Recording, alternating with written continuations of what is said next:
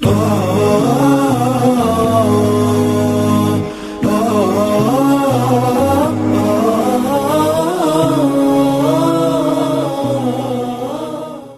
الله الرحمن الرحيم.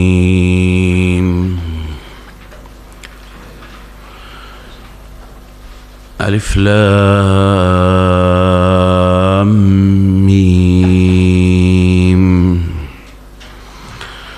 الله لا إله إلا هو الحي القيوم. نزل عليك الكتاب بالحق مصدقا لما بين يديه وأنزل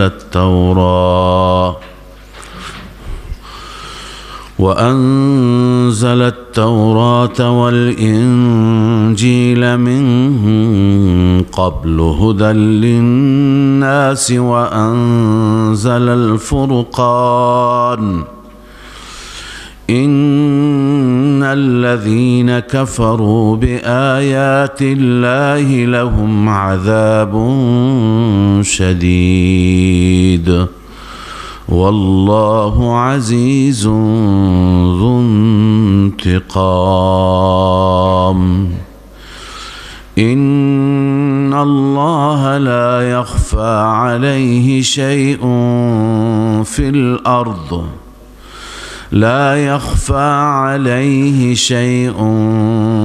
الأرض ولا في السماء. سوره مبارکه آل عمران هست. این سوره از سوره های مدنی، از سوره هایی که در اوائل زندگی مدنی آغاز نازل شد، 89مین سوره هست و سوره دارای فضیلت بالا و زیاد هست.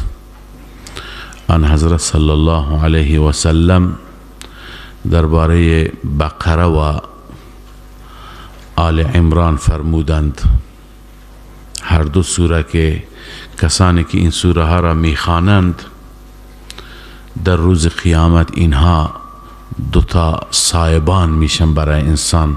غیایتان فرمودند، یک تعبیر سایبان فرمودند و تعبیر دیگه فرمودند غمامتان، دوتا ابر میشوند که کسی که اینها را قرائت میکند و میخواند بر سر او سایه میافکنند.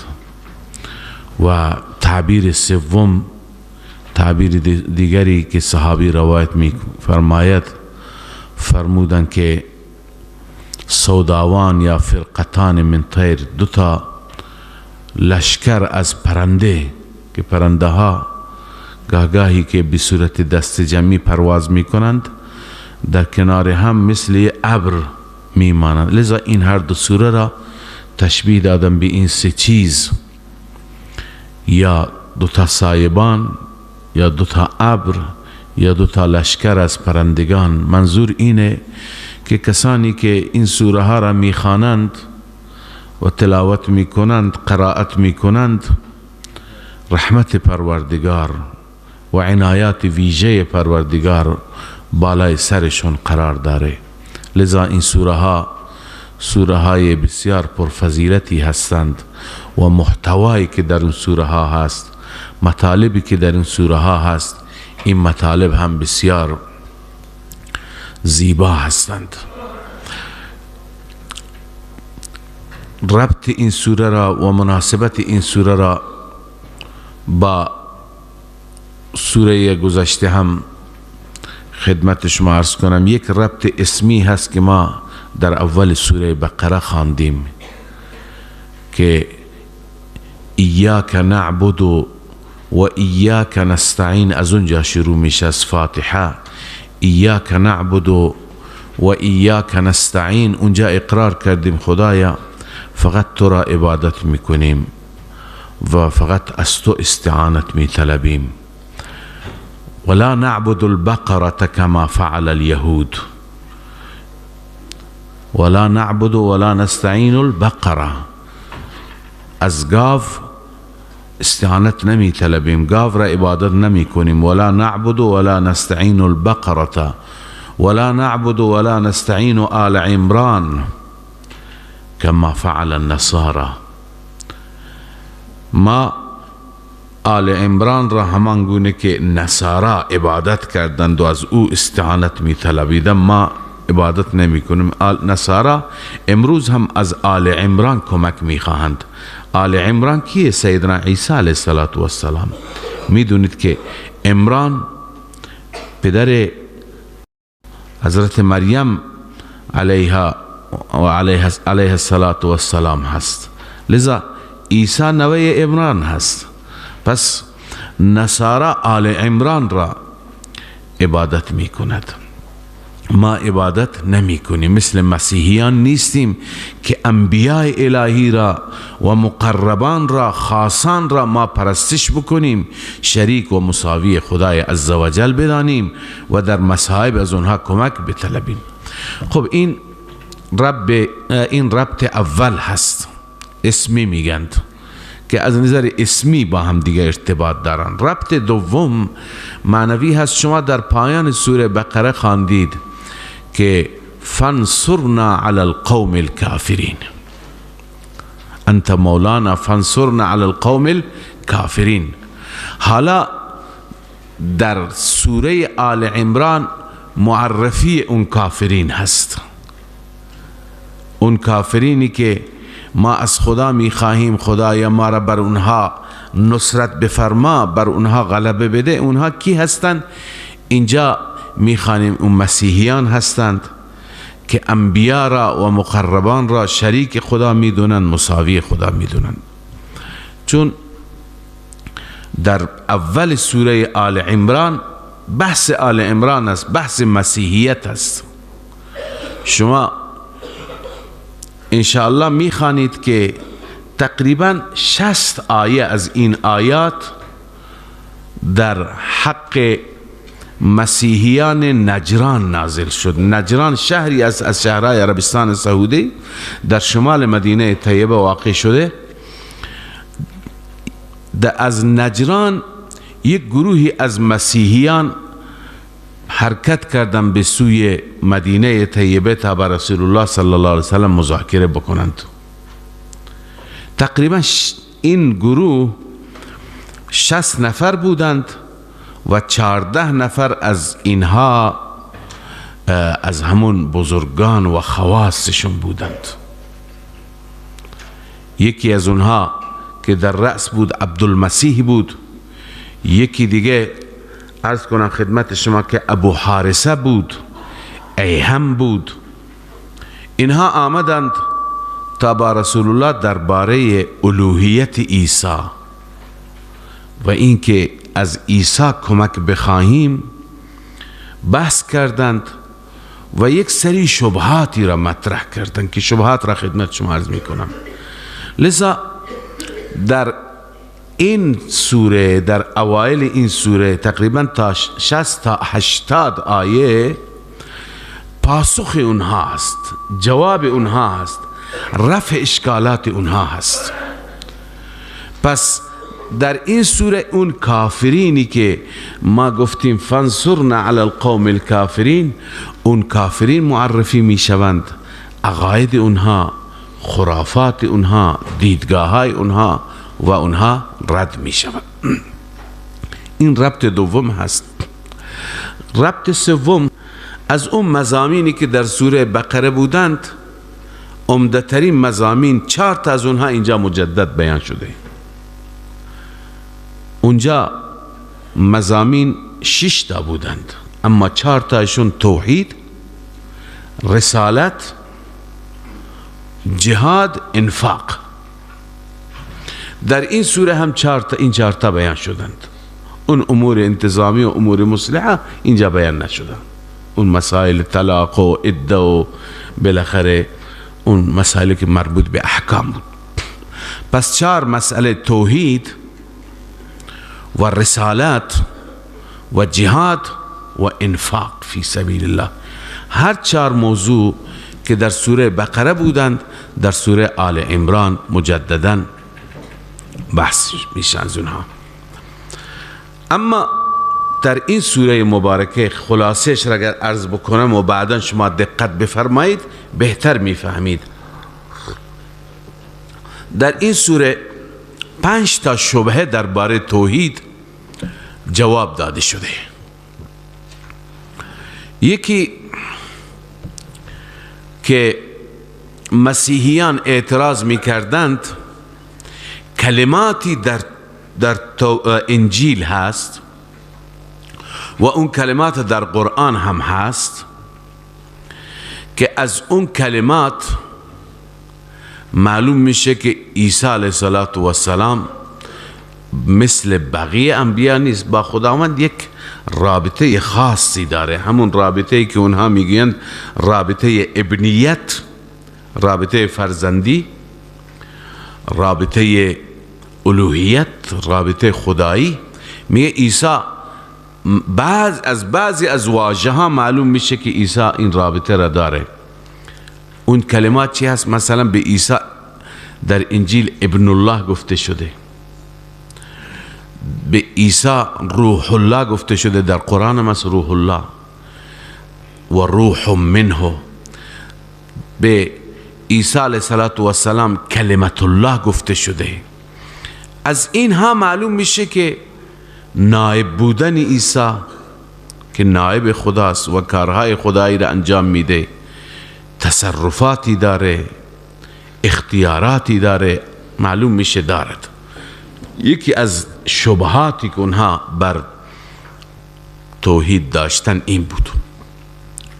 و شبهه دوم و ایراد دوم که اونها میگرفتن اینه که عیسی علیه السلام کارهایی میکرد که کسی دیگه نمیتوانست بکنه.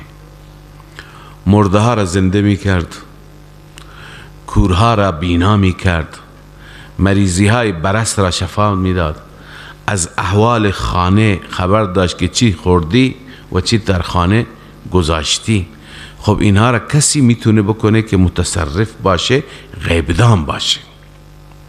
پس معلوم میشه که عیسی این شرف الوهیت را داره، این جایگاه الوهیت را داره. این دو شبهه بود.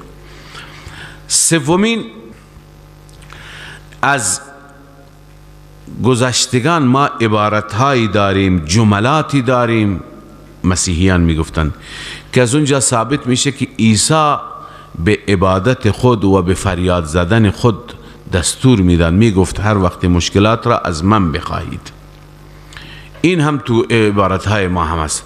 به همین دلیل اکابر ما عیسی را صدا میزدن. چهارمین شبهه اینه که مریم علیه السلام که مادر عیسی باشه، زمانی که در بیت المقدس بود بدون فصل، بدون اسباب، همیشه جلوش میوه گذاشته بود، غذا گذاشته بود. لذا این کار هر کسی نیست. کسی که این قدرت و تصرفات را داشته باشد، کسی که اون جایگاه الوهیت را داشته باشد، میتواند این کار را بکند. و پنجمی شبهه‌ای که درباره توحید اونها داشتند اینه که زکریا علیه السلام در پیری صاحب فرزند شد. کسی اینقدر که پیر بشه نمیتونه. معلوم میشه که این بزرگان اینا قدرت خدایی داشتن، تصرفاتی داشتن. از این قبیل شبهات که همه این شبهات را ما انشاءالله به تفصیل میخوانیم، در این صورت پاسخ داده میشه. ولی قبلا خدمت شما این نکته را عرض کرده بودم، اهل خرافات زمان ما هم همینه که از کراماتی که خدا به اولیاء خودش میده، مثلا همین کرامت میوه بی موسم به مریم علیه السلام، و از معجزاتی که به پیامبران میده مثل همین معجزات عیسی علیه السلام، از اینها دلیل بر خدایی بودن اونها میگیرند. اینا نمیدونن که این کرامتی از سوی خدا، معجزه در اختیار خداست، در اختیار خود پیغمبر نیست. و چه بسا اون پیغمبر معجزه خودش را میبیند و پا به فرار میگذاره، از بس که خبر نداره این چیه. کلید در واقع به دست خداوند است. خب به تفصیل سوالات، این سوالات را جوابشون را ما انشاءالله میخوانیم. چند تا سوال، حداقل 3 تا سوال و شبهه درباره رسالت مطرح میکنن که تقریبا در اواخر سوره ما اونها را میخوانیم و پاسخ داده میشه. یکی از اونها این بود که اگر ایشون پیامبر خدا هست، یعنی حضرت رسول صلی الله علیه وسلم، در گذشته پیامبران گوشت شتر نمیخوردند، بر خود حرام کرده بودند، ایشون چرا میخورد؟ معلوم میشه با پیغمبران تفاوت داره، پیغمبر نیست. الله اینو جواب میده. دوم اینه که از قدیم الایام قبله تمام انبیا بیت المقدس بوده، ایشون چرا با اونها تفاوت داره؟ این هم در سوره بقره هم خواندید، اینجا هم جواب داده میشه، در سوره آل عمران این بحث میاد. سوم اینه که پیغمبر هیچ وقت شکست نمیخوره، ایشون چرا در جنگ بدر شکست خورد، در جنگ احد شکست خورد؟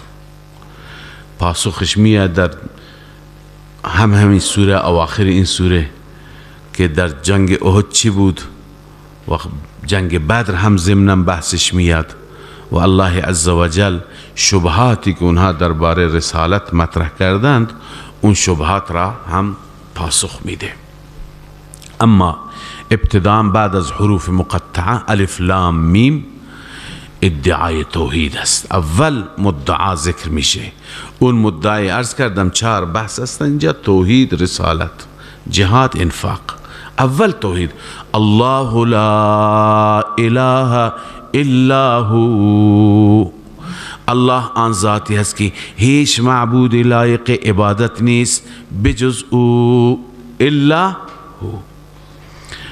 لا عیسی و امه، عیسی و مادرش معبود نیستند. دلیل معبودیت الله چیه؟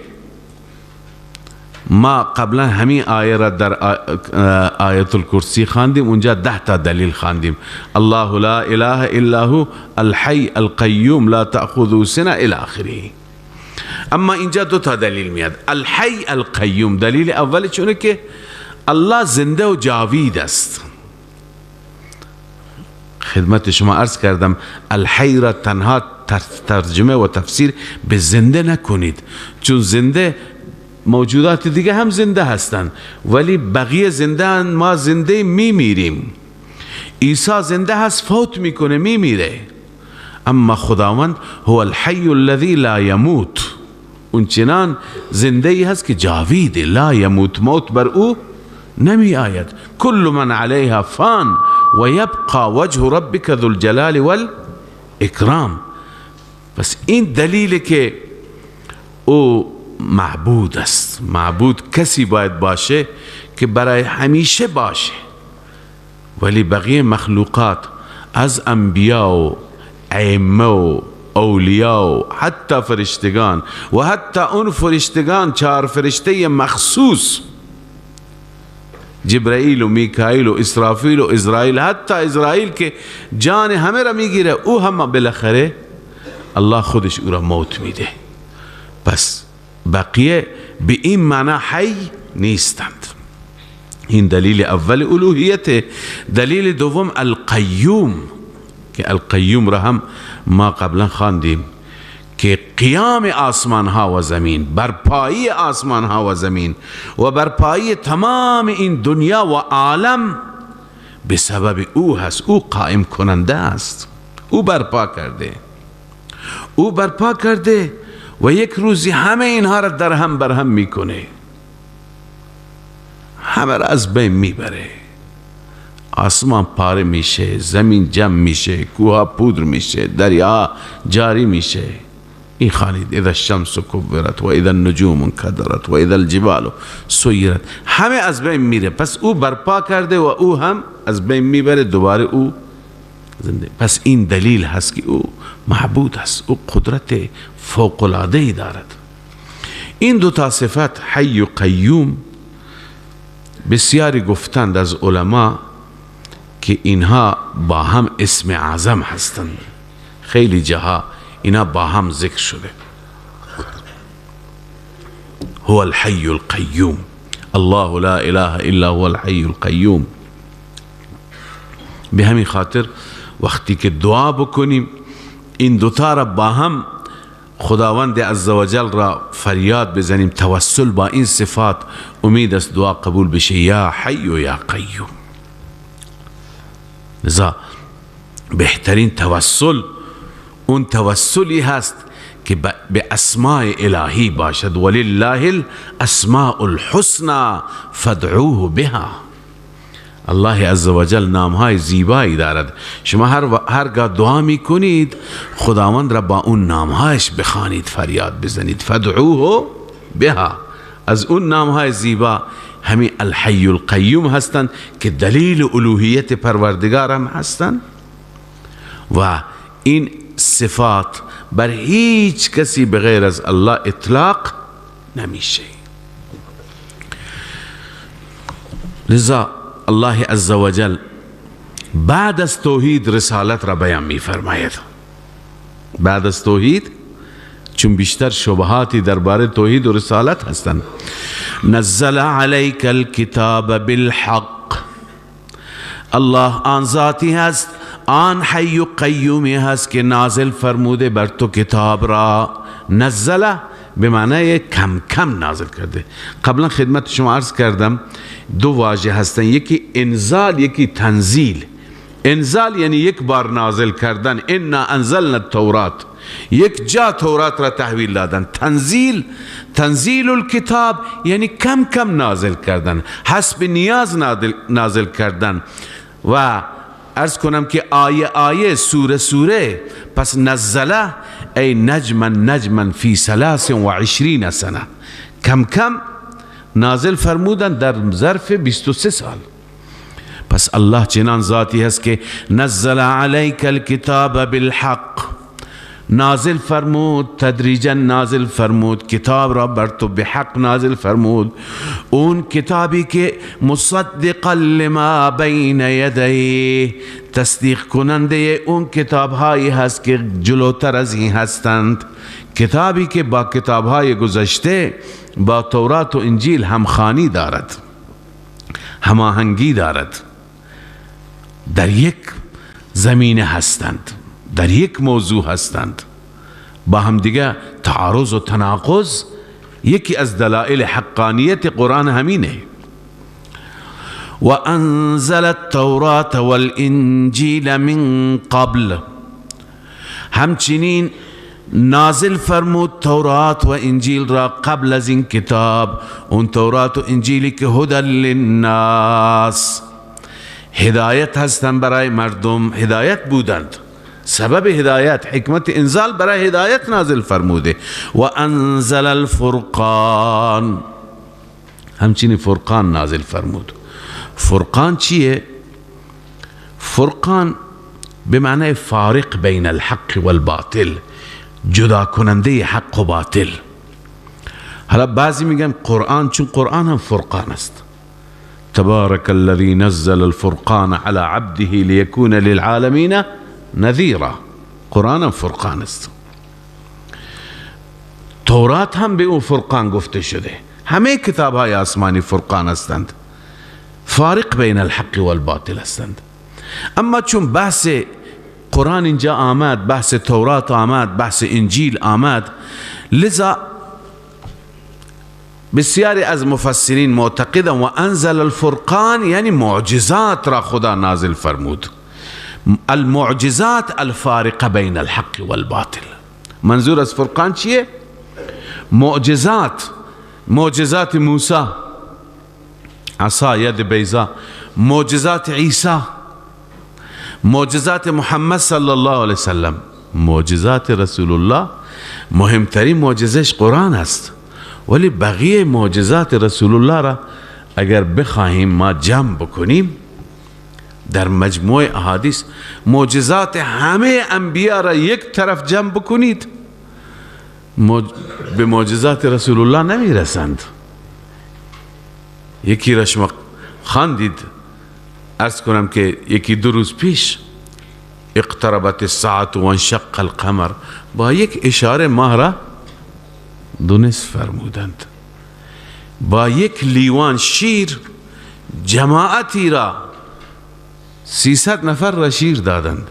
یک مشکیزه آب که در یک سفری بی آب شدند، زنی را آوردند که آب داره برای بچه‌اش آب میبره، آب دهن فرمودند در اون مشکیزه، از بالایش از پایین گفتن باز کنید. تمام لشکر سپاهی که با او همراه بود همه آب خوردند، آب برداشتند و حتی فقط میگه ما حیوانات شترها را آب ندادیم. وضو گرفتند، بعد دهن مشکیزه را بستن. اون مشکیزه از آب میخواست بترکه، از بس که پر بود. به اون زن گفت ببین هیچی از آب شما ما کم نکردیم. و بعد فرمود برای این چنده بکنی خوراک، یکی تکنانی، یکی خرمایی، یکی غذایی، بالاخره یک چادری، یک خورجینی پر از غذا برایش جمع شد. گفت اینا ببر برای یتیم هایت. او رفت و با اون مردم روستایش گفت من امروز یا اسحر البشر را دیدم، از همه انسان ها جادوگرترین است، یا اینکه همونطور که ادعا میکنه واقعا پیغمبر خداست. گفتن چطور؟ گفت این کل داستان را تعریف کرد. تمام اون روستا ایمان آورد. در صحیح مسلم است. لذا معجزاتی که رسول الله صلی الله علیه وسلم در حضرت جابر در روز خندق برای 7-8 نفر غذا درست کرده، 1400 نفر را غذا دادن. خود آن حضرت ملاقه را به دست گرفتن و آردها را خودشون چانه می کردن و می گفتن غذا درست کنید، غذا بدید به مردم. لذا آن حضرت صلی الله علیه وسلم معجزاتشون بیشمار، با اشاره ایشون دو تا درخت کنار هم قرار می گرفتن و سایه و حجاب درست کردن. پس به معجزه قرآن چون برجسته هست، به بقیه معجزات زیاد پرداخته نشده، و الا معجزات آن حضرت صلی الله علیه وسلم خیلی زیاد هستند، بسیار زیاد هستند. در بعضی از روایت ها هست که یه روز ابو جهل آمد، اون زمانی که اوایل در مکه بودند، در دستش تعداد سنگریزه بود، سنگریزه برداشته بود. به آن حضرت صلی الله علیه وسلم گفت که اگر گفتی تو دستم چی هست، اگر اینقدر غیب بلد هستی گفتی تو دستم چی هست، من بهت ایمان میارم. آن حضرت فرمود که نمیگم چی هست، ولی اگر اونها گفتم من پیغمبر هستم، از اونها خارج شو، اون وقت چی؟ باز کرد دستش را، اون سنگریزه ها از اونها آواز لا اله الا الله محمد رسول الله برآمد. انداخت، گفت چه جادوگر بزرگی هستی.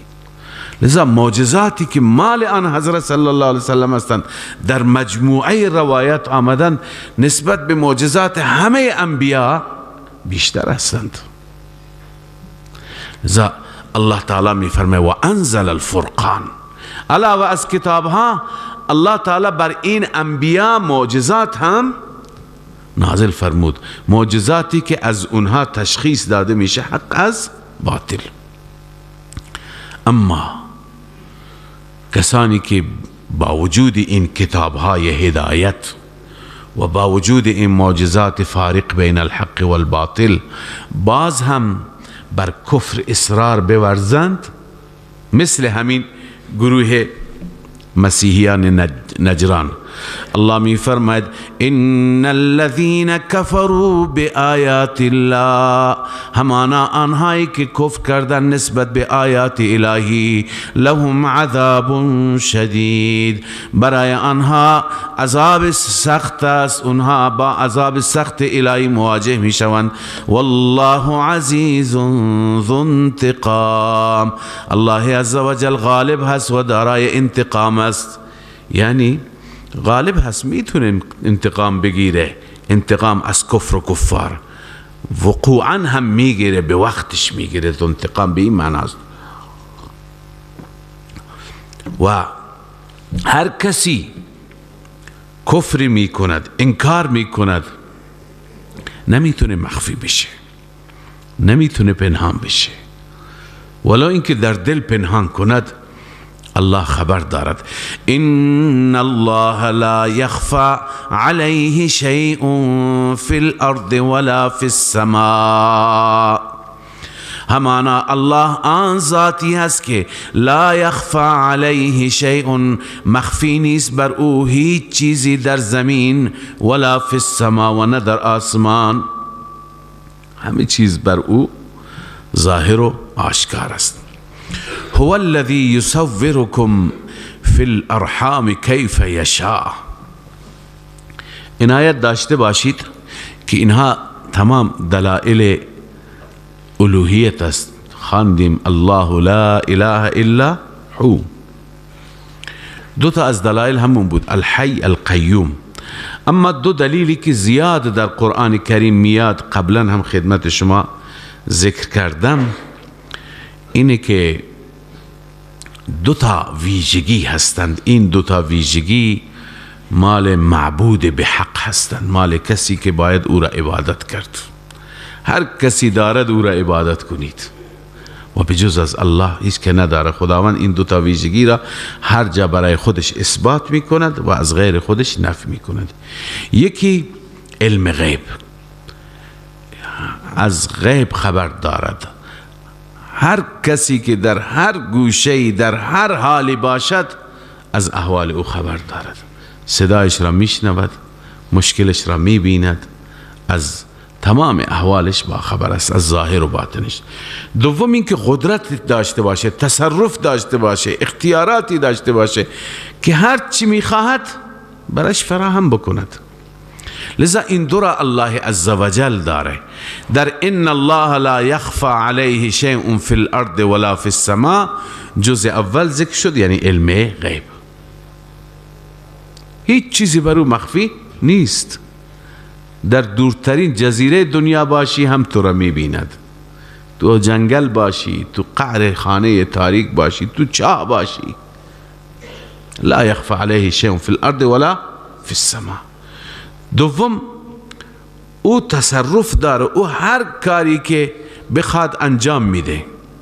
هو الذی یصورکم فی الارحام، این بیان مدیریت و تصرفات. او ذاتی هست که شما را صورت میده از اون زمانی که در شکم مادر و در رحم مادر هستید، از اون زمان به شما تصویر میده، به شما شکل و شمایل میده. کیف یشاء، به هر صورتی که او بخواهد. و سبحان الله، همین صورت انسانها را فکر بکنید، شکل انسانها را. چقدر انسان هست؟ 8 میلیارد، بیشتر از 8 میلیارد، 8.5 میلیارد. دو تا را نمیبینی مثل هم باشه، همه با هم تفاوت داره. حتی دو تا برادر، حتی دو غلو که از یک شکم آمدند شباهت دارند ولی تفاوت دارند. این همه شکل، این همه صورت، این همه نقشه، اینها را الله هست که دارد و میدهد و هنوز خلق میکنه، مخلوقات میاد هنوز متفاوت. لذا این هم یکی از دلائل عمده قدرت الله است. هو الذی یصورکم فی الارحام کیف یشاء. الله آن ذاتی است که شما را صورت میده در رحم مادرهای شما. فی الارحام ای فی ارحام امهاتکم کیف یشاء، به هر صورتی که میخواهد. لا اله الا هو. لذا از این دو تا دلیل به این نتیجه رسیدیم. یکی این که عالم الغیب فقط او است، یکی این که مدبر و مختار و متصرف فقط او هست. وقتی که او هست پس نتیجه لا اله الا هو، نیست هیچ معبودی بجز او. العزیز الحکیم، اون ذاتی هست که غالب هست و کارهاش با حکمته. هر کاری میتونه بکنه و بر اساس حکمت انجام میده. لذا کارهای پروردگار در عالم حکیمانه هست. خب بعد از این توحید بود که اول سوره بیان شد و دلائلش هم بیان شد و همچنین رسالت. اون ذاتی هست که در الوهیت یگانه هست برای هدایت شما انسان ها تورات فرستاده، انجیل فرستاده، الان نزل علیک الکتاب، بر تو ای محمد کتاب فرستاده، به همه شما معجزات داده تا که هدایت برای مردم واضح بشه، مردم به سوی خدا بیایند، او را فقط عبادت کنند. حالا برای مسیحیان نجران، کسانی که آمده بودن برای بحث و مباحثه، دیگه دلیل کافیه، ولی اونها شبهاتی داشتند.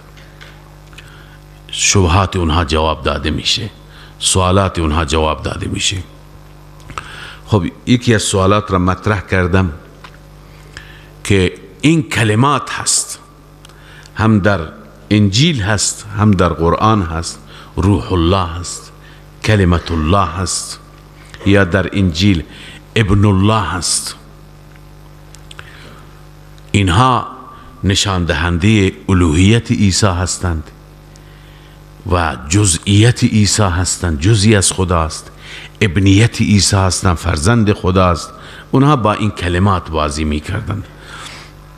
الله عز وجل می فرماید که کتاب را ما نازل کردیم، کلماتش را هم ما نازل کردیم.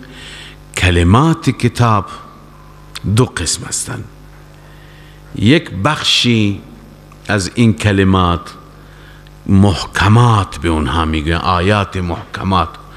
آیات محکمات به اون آیاتی گفته میشه، به اون آیات اطلاق میشه. البته محکم معانی زیادی دارد، ولی اینجا در مقابل متشابه. محکم و محکمات به اون آیاتی گفته میشه که معلوم المعنا معلوم المراد هستند. معنایشون هم روشن واضحه، مرادشان هم مشخصه، هیچ خفایی تو اونها نیست، هیچ پوشیدگی در اونها نیست. مثلا ان الله على كل شيء قدیر، این از اون محکمات است. کسی شک داره؟ کسی معناش را نمیفهمه؟ نه، خداوند هر چیزی را انجام میده، قدرتش را داره. پس الله تعالی میفرمه بعضی از آیات کتاب محکمات هستند، هن ام الکتاب، اصل کتاب اینا هستند، و بعضی دیگه متشابهات هستند. بعضی دیگه متشابهات هستند. متشابهات همین هستند که گاهی انسان ها این متشابهات در واقع امتحان الهی هستند. وظیفه ما چیه در مقابل اینا؟ عرض میکنم. گاهی انسان ها اینها را که میبینن میلغزند، دچار انحراف میشوند، دچار گمراهی میشوند، در حالی که دستور خدا اینه درباره متشابهات زیاد انسان وارد بحث نشه، وارد گود نشه، به خدا محول بکنه، چنانچه اینجا هم فرموده. حالا متشابهات دو نوع هستند. یک نوع متشابهات که اصلا نه معنایشون و نه مرادشون مشخص نیست، مثل همین حروف مقطعات، الف لام میم، حام میم عین سین قاف، کاف ها یا عین صاد. خب اینا هستند.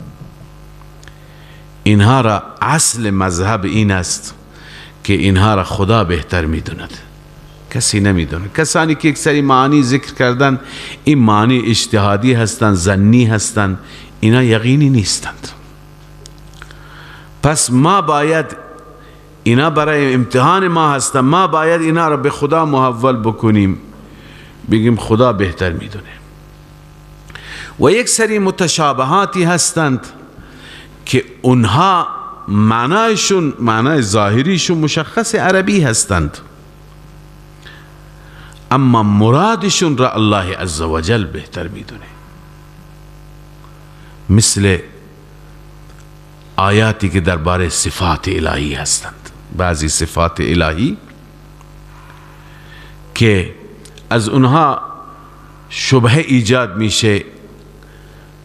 العیاذ بالله خداوند دارای جسم هست، دارای مکان هست، دارای زمان هست، همین آیات مثل الرحمن علی العرش استوى، بر عرش نشستن، دست خدا ید الله فوق ایدیهم، یا مثلا پای خدا که در حدیث می آید الله عزوجل وقتی که جهنم تسکین نمیشه، آرامش نمیشه، پایش را میزند که آرام میگیرد. اینا معنیشون مشخصه، ولی مرادشون را الله عزوجل بهتر میدونه. وظیفه ما چیه؟ در همین آیه گفته وظیفه ما چیه. همچنین این نوع کلمات، گرچه بعضی از این کلمات واضح هستند. حالا ابن الله در قرآن نیست، ولی اگر ابن الله در انجیل که ما میگیم اونها اضافه کردن، ولی اگر باشه ابن به معنی محبوبه.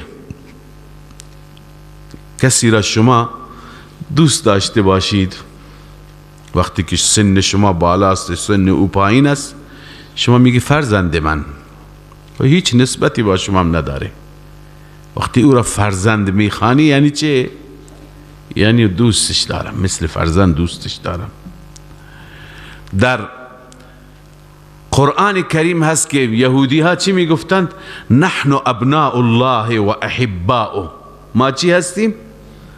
فرزندان خداییم. مگه اونا نمیدونستن ما فرزندان پدر و مادر خودمون هستیم؟ میدونستن. نحن ابناء الله یعنی چی؟ یعنی احباؤه. ما چی خدا هستیم؟ محبوب خدا. ابن به معنی محبوب آمده اگر یه جایی باشه. کلمت الله به خاطر اینکه با کلمه کن، همه انسان ها با کلمه کن، اما بقیه انسان ها با واسطه پدر و مادر، اون بدون واسطه، به این خاطر نسبتش به اون کلمه هست. بقیه نسبت به پدر این فرزند عبدالله هست مثلا، اما این فرزند کلمه هست. این کلمه کن الله فرمود پیدا شد. پس اینها آیات متشابهات هستند، اینها را باید به خدا محول کرد. اما عقاید و ایمان را به وسیله این متشابهات دچار انحراف نکرد. عقاید را از آیات محکمات باید گرفت. لذا الله می فرماید هو الذی انزل علیک الکتاب، الله آن ذاتی است که نازل فرمود بر تو قرآن را ای محمد صلی الله علیه وسلم. منه آیات محکمات، بعضی از اون آیات محکم هستند. محکم یکی اینکه معلوم المعنا معلوم المراد، دو محکم اینه که از اشتباه محفوظ هست، نسخ بر او نمی آید. هن ام الکتاب، اینها اصل کتاب هستند. و اخر متشابهات، و همچنین آیات دیگر هستند، آیات متشابهات هستند. اما حالا مؤمنین، انسان ها، بندگان دو گروه هستند. فاما الذین فی قلوبهم زیغ، اما آنهایی که در دلهای اونها انحراف باشه، کجی باشه. زیغ یعنی میل عن الحق، از حق به سمت سوی دیگه متمایل است. فیتبعون ما تشابه منه، اونها اتباع میکنند، دنبال میکنند اون آیاتی که آیات متشابه باشه از آن. اونها فقط دنبال متشابهات هستند و قیل و قال میکنند. چرا این کار را میکنن؟ ابتغاء الفتنه و ابتغاء تأویله، به خاطر طلب کردن فتنه. میخوان فتنه درست کنن و میخواهند که تأویلشون را بدانن. تأویل یعنی مراد، مفهوم، در حالی که و ما یعلم تأویله الا الله. تأویل این آیات را، توجیه این آیات را، مراد این آیات را بجز الله نمیداند کسی. خب وقتی که بجز الله نمیداند، چرا در قرآن آورده؟ برای ابتلا و امتحان آورده.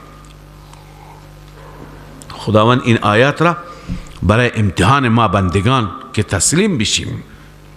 حالا ببینید کسانی که واقعا در علم ثبات دارند، رسوخ دارند، تبحر دارند، اونها در قبال این آیات چه عکس العملی نشان میدن؟ والراسخون فی العلم، الله می فرماید و ما یعلم تأویله الا الله، تأویل و توجیه این آیات را، مراد اینها را الله میداند. والراسخون فی العلم، اما اون بندگانی که در علم رسوخ دارند، تبحر و مهارت دارند، یقولون آمنا به، آنها میگویند ما ایمان داریم به آیات متشابهات، هرچی که مراد رب ما هست. کل من عند ربنا، همه و همه از جانب رب ماست.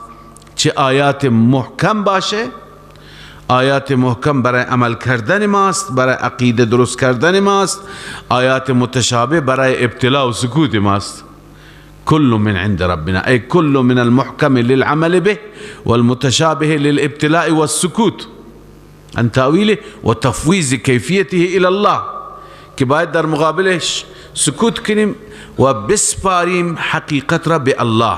لذا میگوین کل من عند ربنا وما يذكر الا اولو الالباب. وما يذكر یعنی وما يتعظ، موعظه حاصل نمی کند، پند نمی گیرد مگر عقلمندان، کسی که عقل داشته باشه. لذا این راسخین این گونه میگویند ربنا لا تزغ. باز این هم وصف راسخین است، وصف راسخین هست که در مقابل آیات سکوت میکنند و از خدا میخواند که خدایا دچار انحراف نشیم، دچار کجروی نشیم. ربنا لا تزغ قلوبنا، بار الها دلهای ما را ان منحرف نکن، کج نکن، به انحراف نکش. بعد اذ هدیتنا، بعد از اینکه ما را هدایت فرمودی.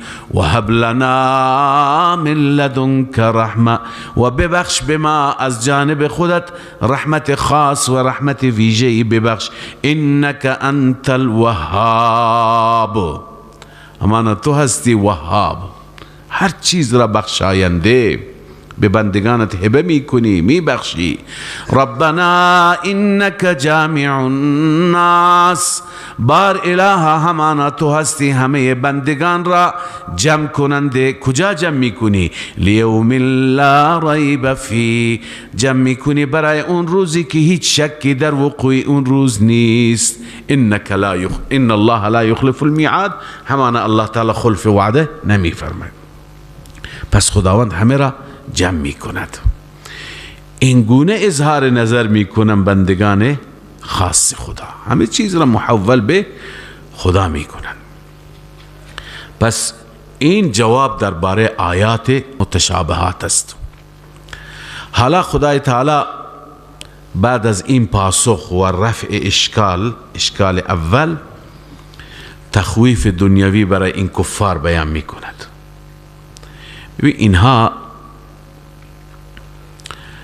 اینها را گویا تذکری داده میشه. اینها عرض کردم از شمال حجاز آمده بودند، از شهر نجران آمده بودند. اونجا جمعیت بسیار بزرگی داشتند و اصالتا اینا عرب بودند. بقیه مسیحیان، یهودیان غیر عرب بودند، اما اینها عرب بودند و اینها به خاطر طمع در گذشته پادشاهان اطراف اینها را در طمع قرار داده بودند. اینها دین مسیحیت را قبول کردند، چون اون زمان دو تا دین مطرح بود. یکی مجوسیت مال ایرانی ها بود، آتش پرستی، و یکی مسیحیت مال رومی ها بود. حالا یهود اقلیت بود اون زمان، ابرقدرت این دوتا بودند و پادشاهان روم خیلی نفوذ داشتند بر بعضی از مناطق عربی. در واقع یک نوع مسابقه بود، مثل مسابقه که امروز بلوک شرق و غرب دارند، امریکا و روسیه داره. بسیاری از کشورهای اسلامی تحت سیطره غرب هست و باج میده به غرب و با اونها هم فکر و هم گام هست، مثل بلاد عربی. و بسیاری از کشورها با شرق هست و بالاخره تحت تاثیر شرق هست. اون زمان هم بسیاری از این بلاد مثل یمن، الان یمن با ایران بود اون زمان، تحت سیطره ایرانی ها بود. بعضی از بلاد مثل الان شام و سوریه و اینها اون زمان عربی نبودند، ولی خب اینا تحت سیطره روم بودند. این در خود حجاز بود، اینها هم تحت سیطره روم بودند، اینها مسیحی بودند و اکثریت مسیحی بودند، یک ابرقدرت اون روز را داشتند. لذا در این آیات به اونها این تذکر داده میشه که شما مغرور نباشید که شما اکثریت هستید. شما که اینجا آمدید تابع بشید، تسلیم بشید، ایمان بیاورید. و الا در گذشته خدای عزوجل جماعت حق را که اقلیت باشد بر باطل که اکثریت باشد غالب کرده، الان هم غالب میکنه. همین دیروز بدر گذشت، اینجا نمونه از بدر میاد. دو گروه با هم دیگه درگیر شدن، یکی چی بود؟ فئتون تقاتل فی سبیل الله، اندک بودن در راه خدا می جنگیدن. یک گروهی زیاد بود، همه چیز ساز و برگ داشت ولی شکست خورد. پس پیروزی به دست خداست. مغرور نباشید که شما پشتتون به پادشاهان گرمه. اگر در مقابل حق و اهل حق قرار بگیرید شکست میخورید. لذا خداوند اینجا گویا تخویف دنیوی برای اونها بیان میفرماید، تهدید به عذاب دنیا میفرماید. الله میفرماید ان الذين كفروا، همانا آنهایی که کفر کردند، لن تغنی عنهم اموالهم ولا اولادهم، هرگز دفع نمی کند، دور نمی کند، سود نمی بخشد به آنها و دور نمی کند از آنها اموالهم، مالهایشان، ولا اولادهم و نه اولادشان، من الله شیئا، من الله از خدا چیزی یعنی من عذاب الله شیء. خدا وقتی که بخواد عذاب بده نه مال به دردشون میخوره نه اولاد. و اولئک هم وقود النار، این افراد، این گروه اخگرهای آتش هستند. وقود یعنی چه؟ زغال روشن، اخگر آتش در آخرت. در دنیا هم شکست میخورند، در آخرت هم تو جهنم، حطب جهنم هستند. حالا باور نداری، نمونه نگاه کنید. فرعون را و موسی را، موسی و بنی اسرائیل در اقلیت بودند، فرعون در قدرت و اکثریت. که دأب آل فرعون، دأب یعنی حال، مثل حال آل فرعون. نمونه تخویف دنیوی است. والذین من قبلهم، کسانی که قبل از فرعون بودند، قوم ثمود، قوم عاد، قوم لوط، قوم شعیب، همه اینها چیکار کردن؟ کذبوا بآیاتنا، مثل شما مسیحیان نجران، اونا چی کردن؟ تکذیب کردن آیات ما را، آیاتی که دال بر توحید بود و آیاتی که در این کائنات بر الوهیت و بر قدرت خدا از اون آیات استدلال گرفته میشد، اینا را تکذیب کردن. کذبوا بآیاتنا فاخذهم الله بذنوبهم، الله اونها را مؤاخذه کرد به سبب گناهانشان، مؤاخذه شدند و به عذاب گرفتار شدند، یا غرق شدند، یا صاعقه آمد اونها را گرفت، یا صیحه، یا زلزله، یا روستهایشون چپه شد. بالاخره انواع عذاب ها. والله شدید العقاب، خداوند پروایی نداره، خدا سخت عذاب میده. لذا اول برای شما استدلال آورد، خدا خیرخواه شماست، خداوند ناصح شماست، رب مهربان شماست. دلائل را ذکر کرد که شما محالی بشید، متوجه بشید، ولی اگر متوجه نشید خدا میزنه شما را، عذاب میاره. والله شدید العقاب. و به اینها بگو که اگر زیاد هستند به زیاد بودن خودشون مغرور نباشند. قل للذین کفروا، این گرچه آیات درباره مسیحیان نجران نازل شد که در مقابل مسلمانان زیاد بودند، هم ساز و برگشون زیاد بود، هم امکاناتشان زیاد بود، هم پشتیبانیشون، اما گویا این آیات همیشه باید زمزمه گوش هر مسلمانی باشه، هر اندازه که اقلیت باشند، فقط شرط اینه در مسیر حق باشند، در مسیر ایمان باشند، خدا غلبه میده، خدا پیروز میکنه. لذا امروز مسلمانان مرعوب نشند، نترسند که در این دنیای کفر که اکثریت را کفر تشکیل میده یا اکثریت را الحاد و ظلم تشکیل میده، قدرت به دست اونهاست، حکومت به دست اونهاست، ما مسلمانان در اقلیت هستیم. نه، الله نصرت میکنه به شرط اینکه مسلمان واقعی باشه، پایبند باشه. الله میفرماید قل للذین کفروا، بگو به آنهایی که کفر کردند، ستغلبون و تحشرون الی جهنم، ان قریب شما مغلوب میشید، شما شکست میخورید این در دنیا، و تحشرون الی جهنم، و در آخرت همه حشر میشید، جمع میشید، برده میشید به سوی جهنم، و بئس المهاد، و جای استراحت بسیار بدی هست. مهاد گهواره را میگه، مهد منظور جای استراحت، چون بچه تو گهواره چی میکنه؟ استراحت میکنه، اون جای استراحت بسیار بدی هست. حالا نمونه ستغلبون را الله میخواد نشون بده. این که فرمود ستغلبون، شما مغلوب میشید، نمونهش چیه؟ قد کان لکم آیت فی فئتین، همانا برای شما نشانی هست، علامت هست. آیتون ای علامتون، علامت لغلبت الاقلین علی الاکثرین، علامتی که کمترها بر بیشترها چی شدند؟ غالب شدند.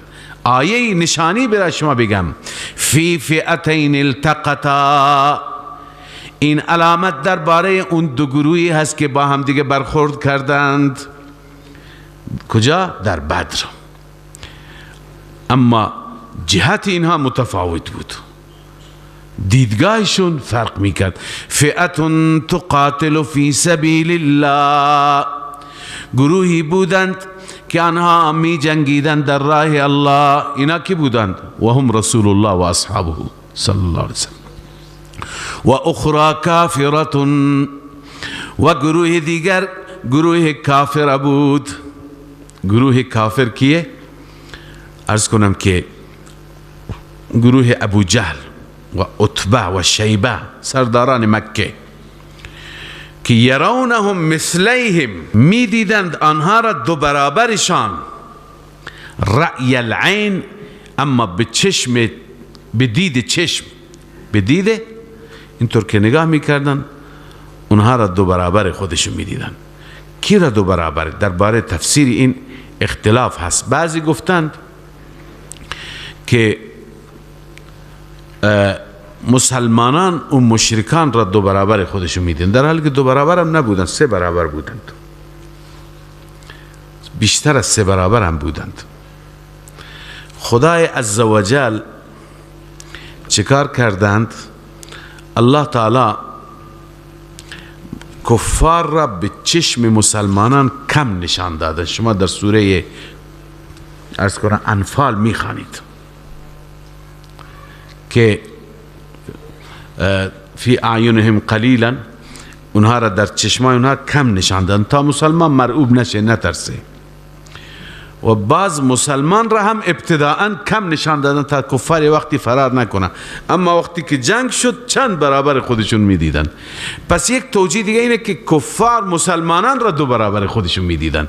این زمانی بود که با هم دیگه چی شدن؟ درگیر شدن. خدا رعبی در دلشان انداخت. خب حالا اما اصل چی بود؟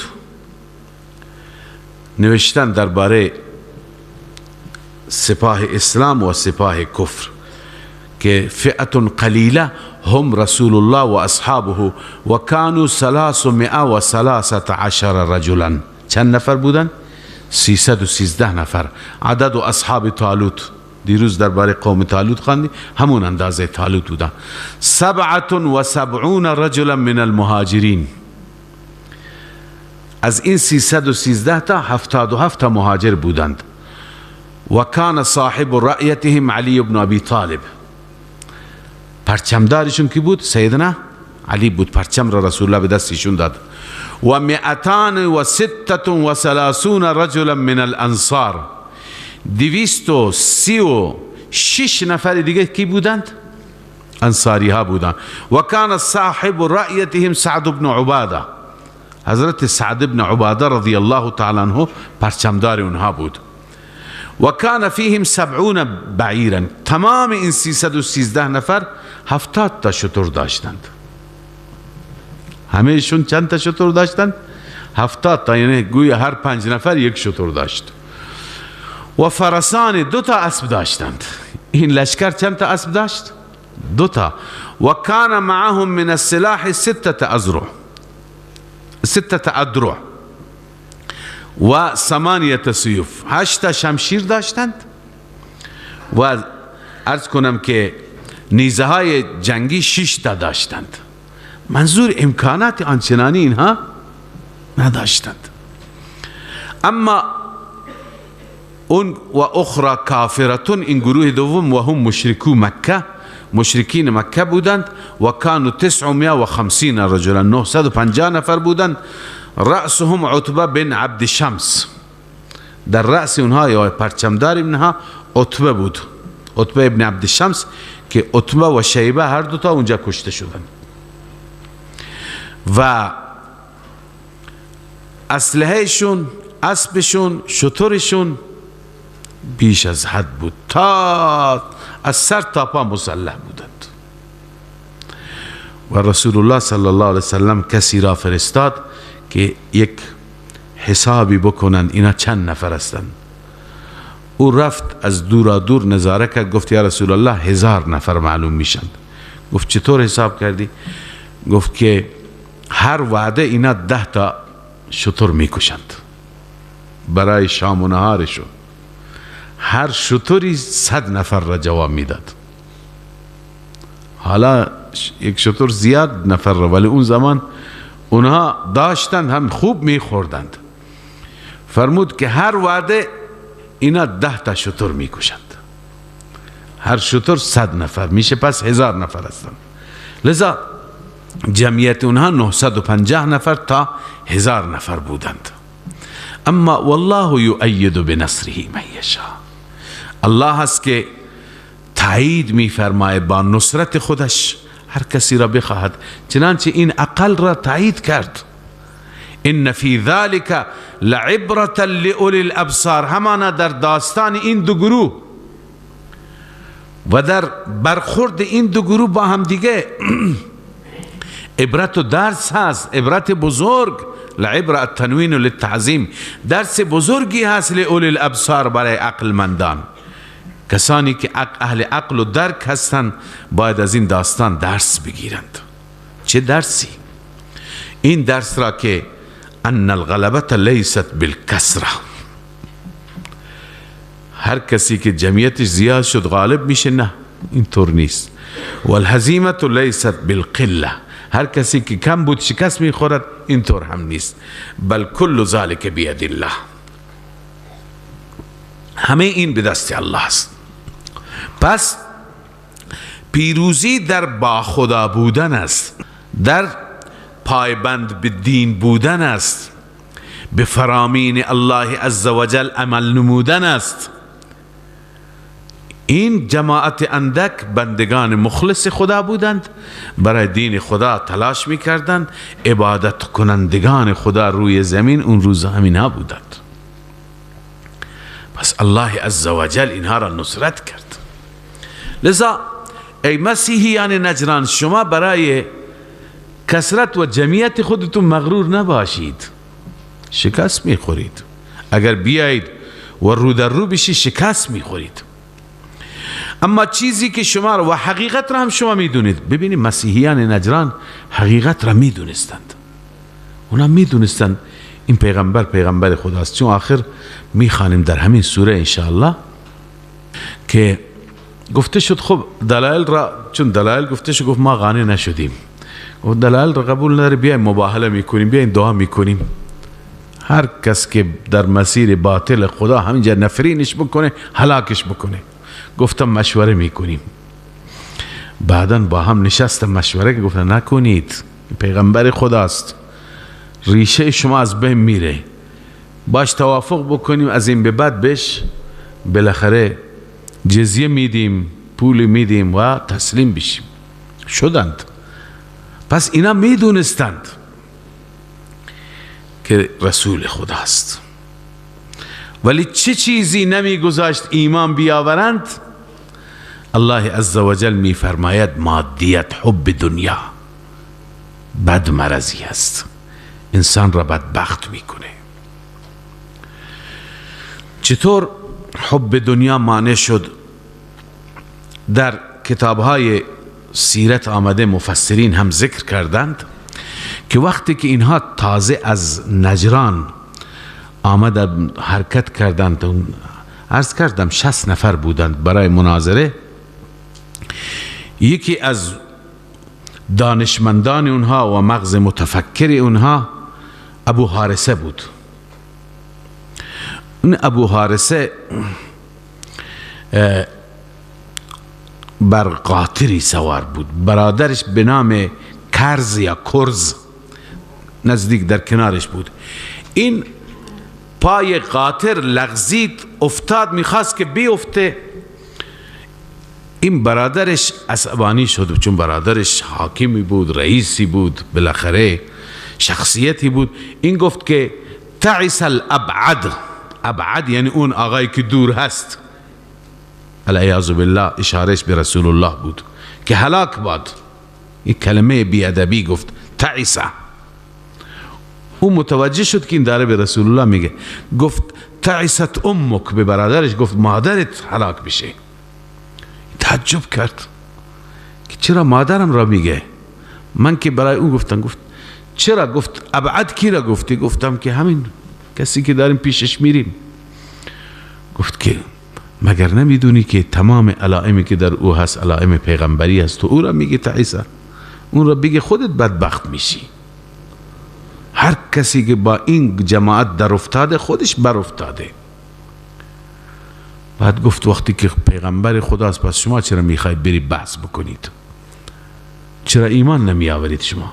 همین کرز به کی گفت؟ به ابو حارثه، به برادرش گفت اگر ما ایمان بیاریم اون وقت این هدایای پادشاهان روم و یمن را از دست میدیم، چون اینها ارتباط داشتن با همه پادشاهان و از همه برای اینها هدایا می آمد، سوغات می آمد، وسایل می آمد، ارتباطات به دین اونها گرویده بودند.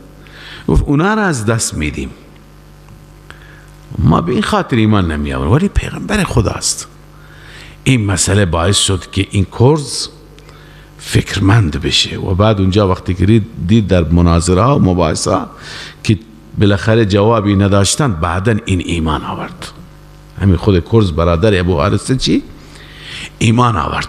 لذا در این آیه الله عزوجل بیان می فرماید که علت ایمان نیاوردن شما چیه؟ مادیت هست، شهوات هست، دنیا هست، گرفتار اوش کردید خودتون را. زین للناس، الله می فرماید آراسته شده برای مردم، زیبا قرار داده شده، حب الشهوات، دوستی با شهوات، لذات و شهوات نفسانی، بیان شهوات، من النساء، از زنها، والبنین و اولاد، والقناطیر المقنطره، خزانه هایی که انبار هستند. قناطیر مال انبوه و مال زیاد را میگن که انسان تو انبارها اونا را میگذارد یا زیر زمین دفن میکند. المقنطره بالاخره اون خزانه که انبار شده میگن، اون خزانه هایی که انبار شده من الذهب، از طلا، والفضه، نقره، والخیل المسومه، اسبهای خوب و نشانی شده یعنی سواری ها و مراکب خوب، والانعام، چارپایان، والحرث، کشت، هر چیزی که انسان بهش دلچسبی داره. دلخوشی ما هم تو دنیا همینا هستند، طلا داریم، نقره داریم، ماشین خوب داریم، باغ داریم، کشاورزی داریم، گوسفند داریم. لذا اینها الله میفرماید برای شما آراسته شده، محبت اینها در دل شما جای گرفته. اما الله میفرماید ذالک متاع الحیات الدنیا، اینها کالای زندگی دنیا هستند، اینها برای بهره‌گیری چند روز دنیای شما هستند. والله عنده حسن المآب، همانا الله عزوجل پیش او انجام خوب هست. یعنی خدای تعالی چیزایی داره که انجام خوب شما و نتیجه خوب در اون چیز هست. اونا چی هستند؟ الله تعالی اینجا بیان میفرماید کسی میخواهد که دنبال موفقیت باشه به اینها دل نبنده، اینها را اگر داشت برای نیاز مصرف بکنه ولی به اینها دل نبنده. اون چیزایی که باید دل ببنده چیه؟ قل اعنبئکم بخیر من ذلکم، بگو آیا به شما خبر بدهم به چیز بهتر از این، به مراتب بهتر از این؟ اون چیه؟ للذین اتقوا عند ربهم، برای اون بندگانی که می ترسند از شرک. اتقوا عن الشرك والكفر والمعاصی، اونهایی که از شرک می ترسند، از کفر می ترسند، از معاصی یعنی پرهیزگاری می کنند، تقوا را پیش می گیرند، دورند از گناه. برای اونها چی هست؟ عند ربهم جنات تجری من تحتها الانهار. این دنیا ولش کن، این زرق و برق را ولش کن که این دو روزه هست. نزد ربشان جناتی هست، باغاتی هست که جاری هست از زیر درختها و کاخهایش نهرها، خالدین فیها. مثل این مقامات دنیا 4 سالی و 8 سالی نیستند، خالدین فیها، همیشه در اون ناز و نعمت هستند. و ازواج مطهره، و اونجا همسران پاک. پاکی در چی؟ در سیرت و صورت قبلا خواندیم، هم اخلاقشون هم ظاهرشون پاک. و رضوان من الله، این بهشت روحانی است. بالاترین جایگاه برای یک انسان مؤمن اینه، خدا نصیب ما بگرداند. و رضوان من الله، رضایتی که از جانب الله باشد. این بزرگترین افتخاره که رب اعلام کند ای بنده من از تو راضیم. و رضوان من الله. لذا الله می فرماید بهتر را به شما نشان بدم اینا است. والله بصیر بالعباد. خداوند اینجا تلقین می فرماید برای اخلاص. خداوند نسبت به بندگانش بیناست، می بیند، احوال اونها را مشاهده می کند. لذا رب سبحانه و تعالی بندگان را خوب می داند چه کسی اخلاص دارد، چه کسی ظاهرش است. این بندگان کیا هستند؟ صفات بندگان: بصیر بالعباد، الذين یقولون، بندگان مخلص الله آنهایی هستند که یقولون، آنها اعلام میکنند ربنا اننا آمنا، بار اله همانا ما ایمان آوردیم.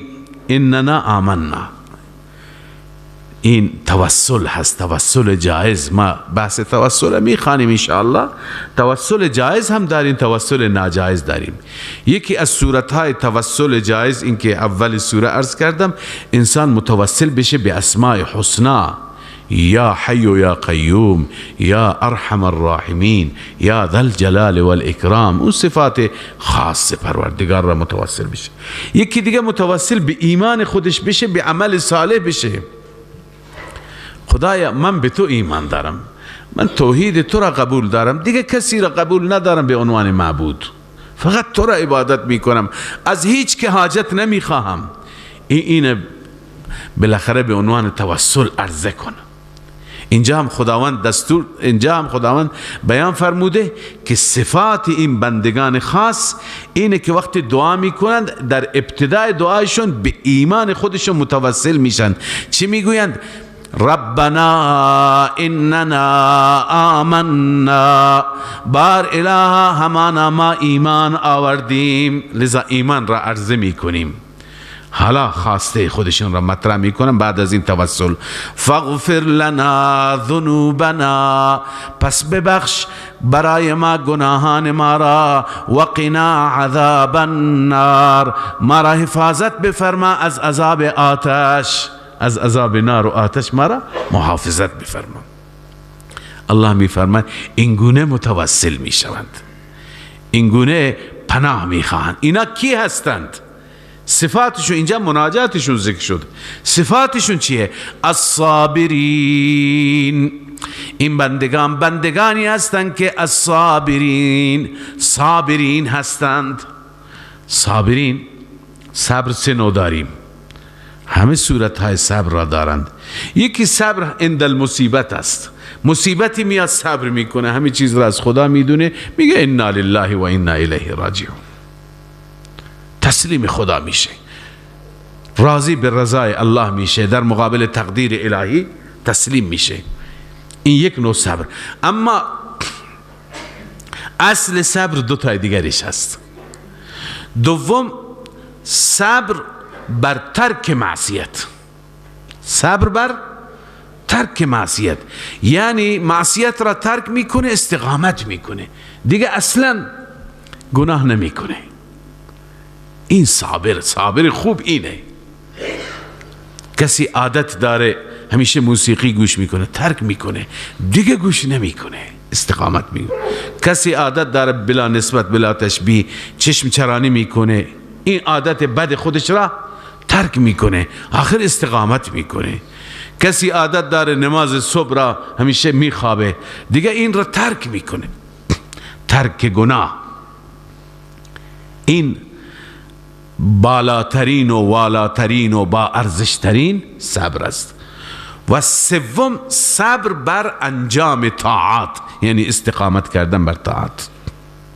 نماز شب میخوانه، دیگه دو شب احساساتی نمیشه، فقط ماه رمضان نمیخونه، همیشه میخوانه، همیشه استقامت میکنه. صدقه میده یک بار نه، همیشه. لذا الصابرین معنیش اینه که بر انجام طاعات هم چی میکنه؟ استقامت میکنه، بر ترک معصیت هم استقامت میکنه، به وقت مصیبت هم تحمل میکنه. الصابرین و الصادقین. و همچنین بندگان خاص آنهایی هستند که صادقند زبانا، قلبا، نیتا، همه چیزشون مطابق فرمان الله، هم ظاهرشون هم باطنشون هم نیتشون.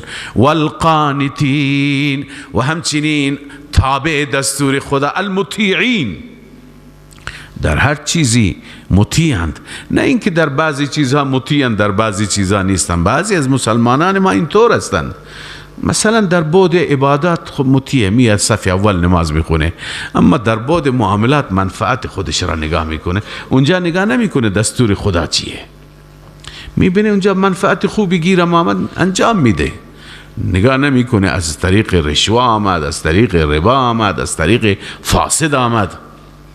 یا مثلا در مسائل معاشرت، زندگی روزمره، اونجا نگاه نمیکنه که دستور خدا چیه، اونجا عرف خودش را نگاه میکنه، شرایط خودش را نگاه میکنه، عروسی ها را نگاه میکنه که مردم چه کار میکنن، اونجا که دستور خدا را فراموش میکنه.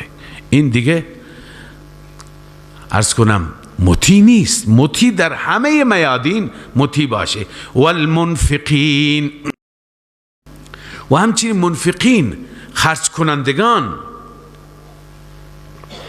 در راه الله خرج میکنند.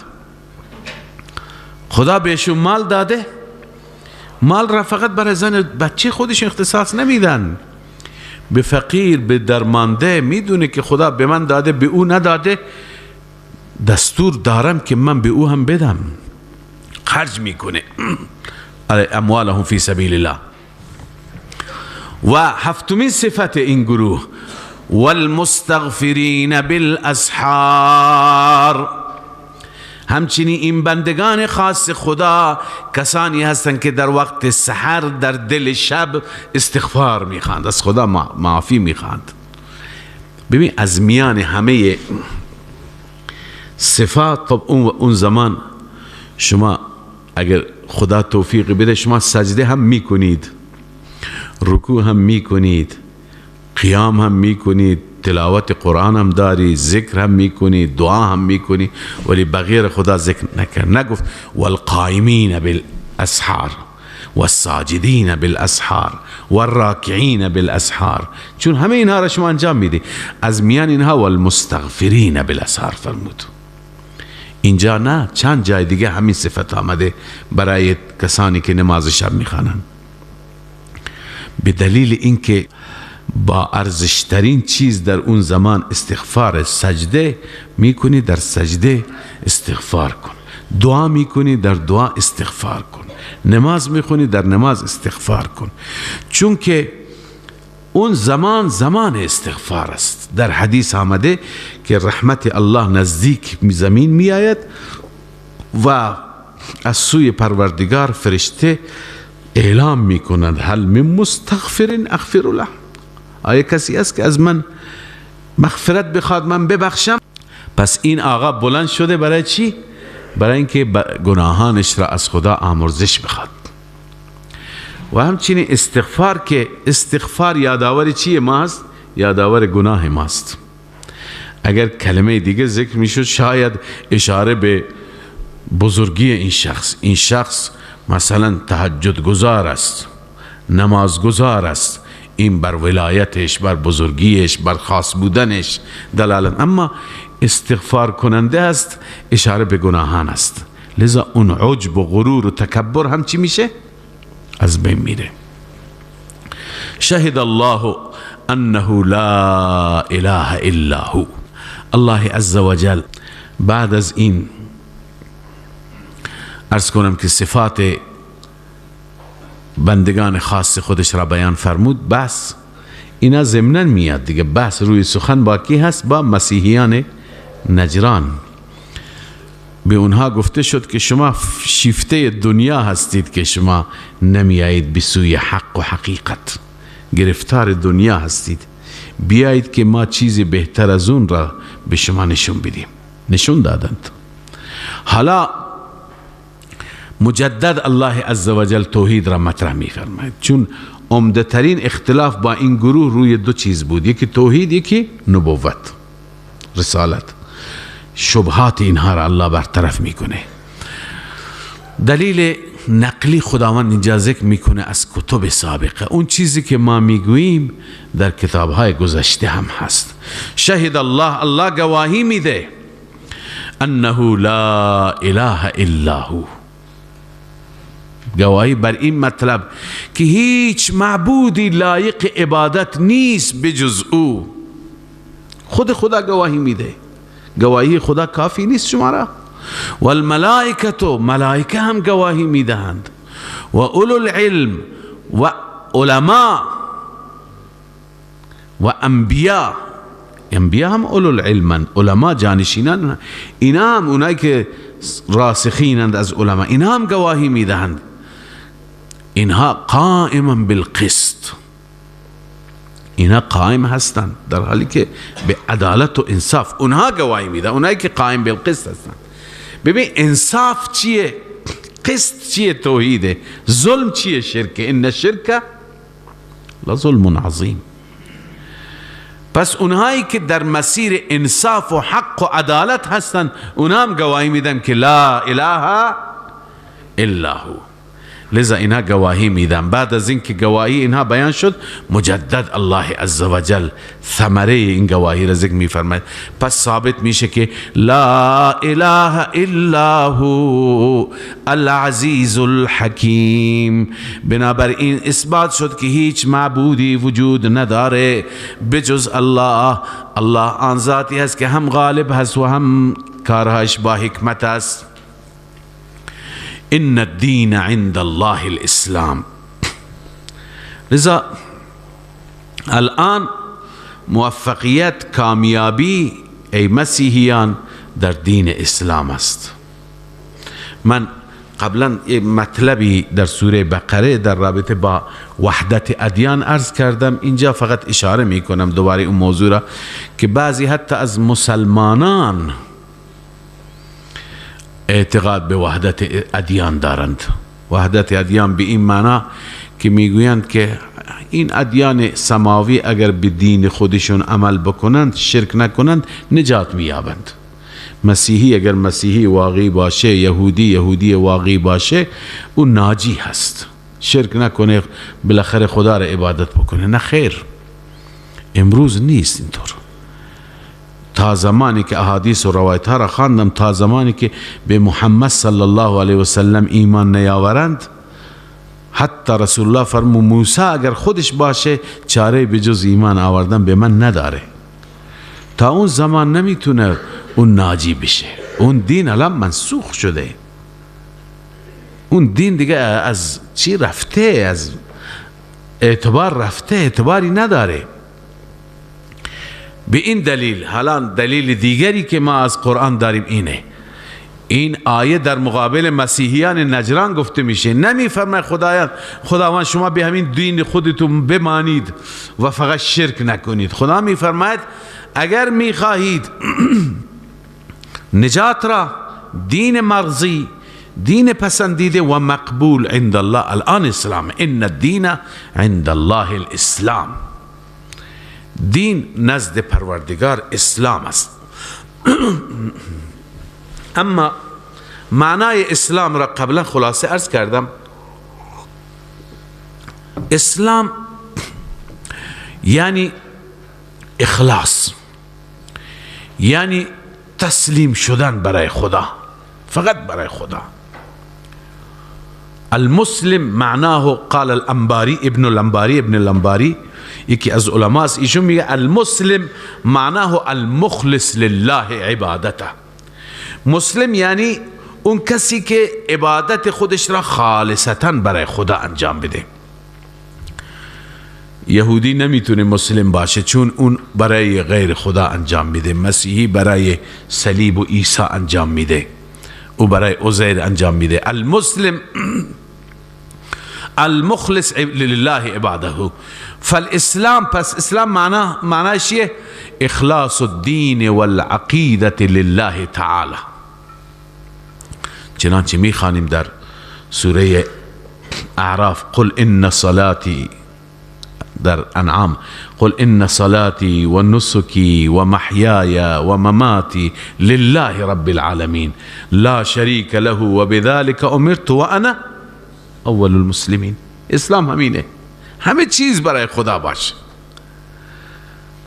پس اینهایی که برای غیر خدا انجام میدن این اسلام نیست، این غیر اسلامه. سجده برای غیر خدا انجام میده، نظر و نیاز را برای غیر خدا انجام میده. این اسلام ناب نیست، این اسلام قلابیه. اسلام ناب و اصلی اینه که فقط برای خدا باشه، برای غیر خدا نباشه. لذا ان الدین عند الله الاسلام، همانا دین مقبول نزد الله اسلام است. المبنی علی التوحید، بناش بر چیه؟ یکتا پرستی. وما اختلف الذين اوتوا الكتاب الا من بعد ما جاءهم العلم بغيا بينهم.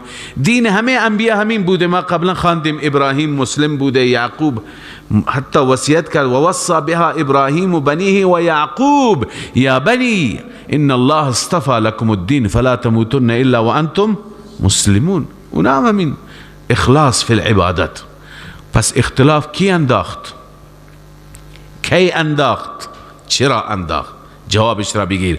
و مختلف الذین اوتوا الکتاب، اختلاف نینداختند کسانی که کتاب داده شدند. معلوم میشه که اختلاف را اهل کتاب یعنی اهل علم، آخوند،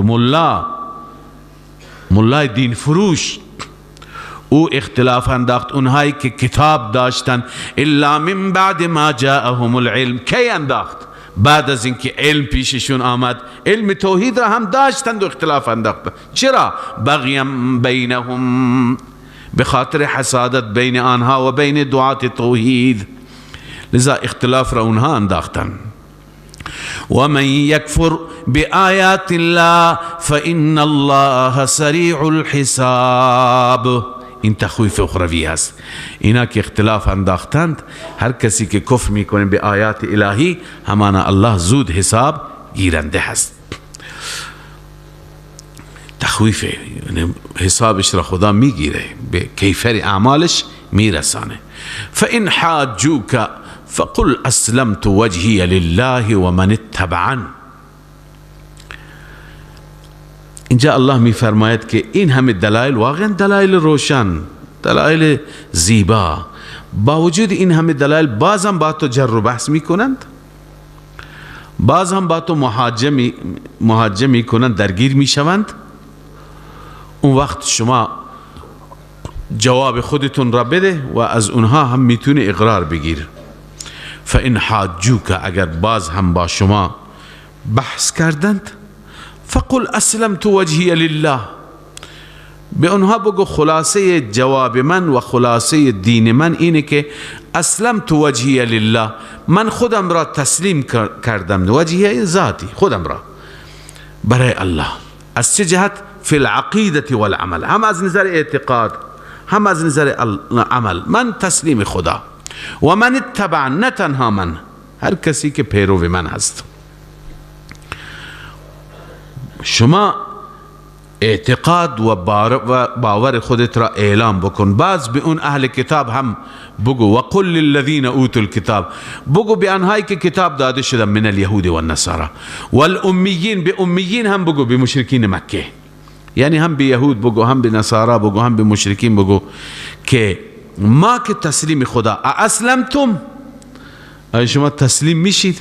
خب اونا نمیتونن بگن تسلیم نمیشیم، ولی خب نمیتونن هم بگن تسلیم میشیم، چون تسلیم شدن به این معنی که خالصتا عبادت را برای خدا انجام بدی.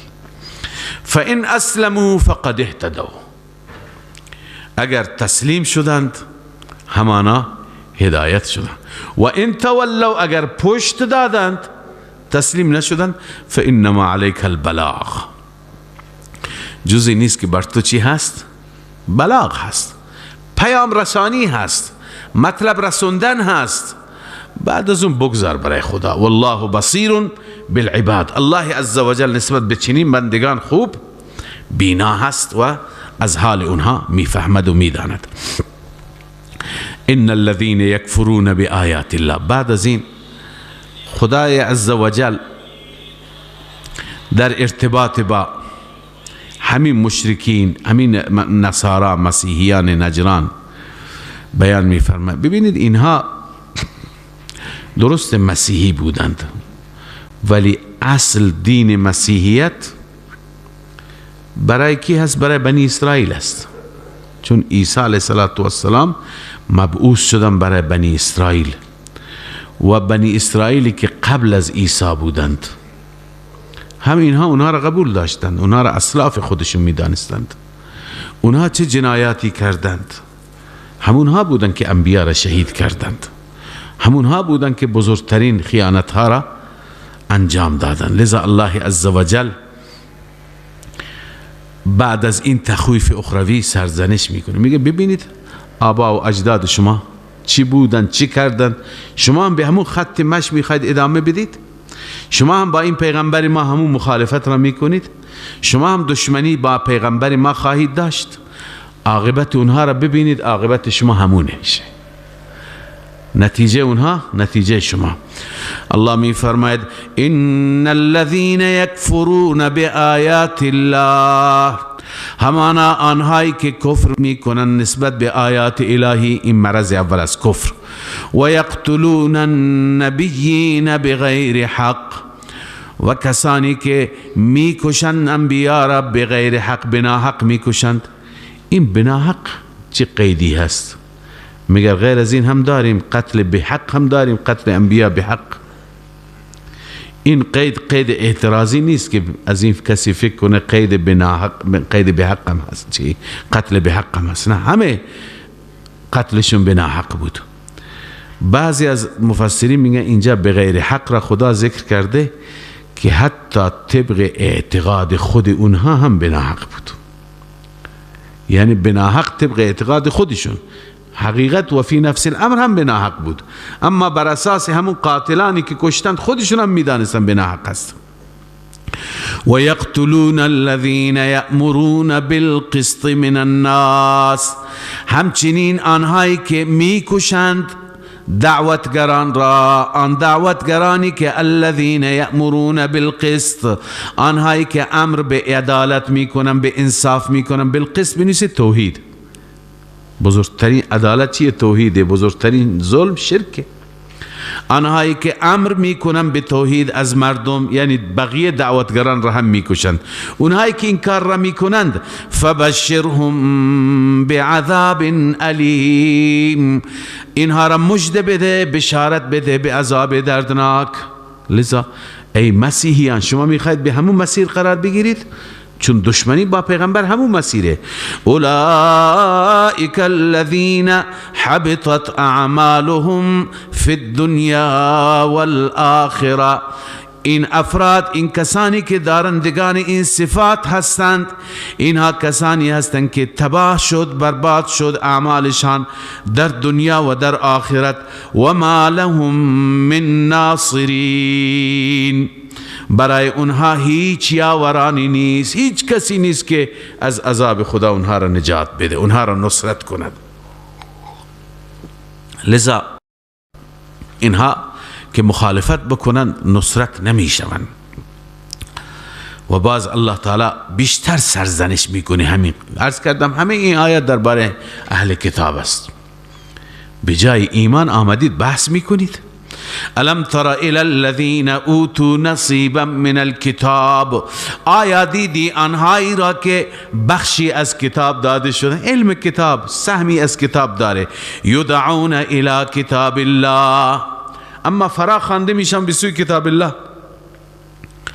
بیایید همون کتاب خدا فیصله بکند، قرآن، تورات، انجیل، لیحکم بینهم، بیایی همون کتاب بین شما چی بکند؟ حکمیت بکند، فیصله بکند.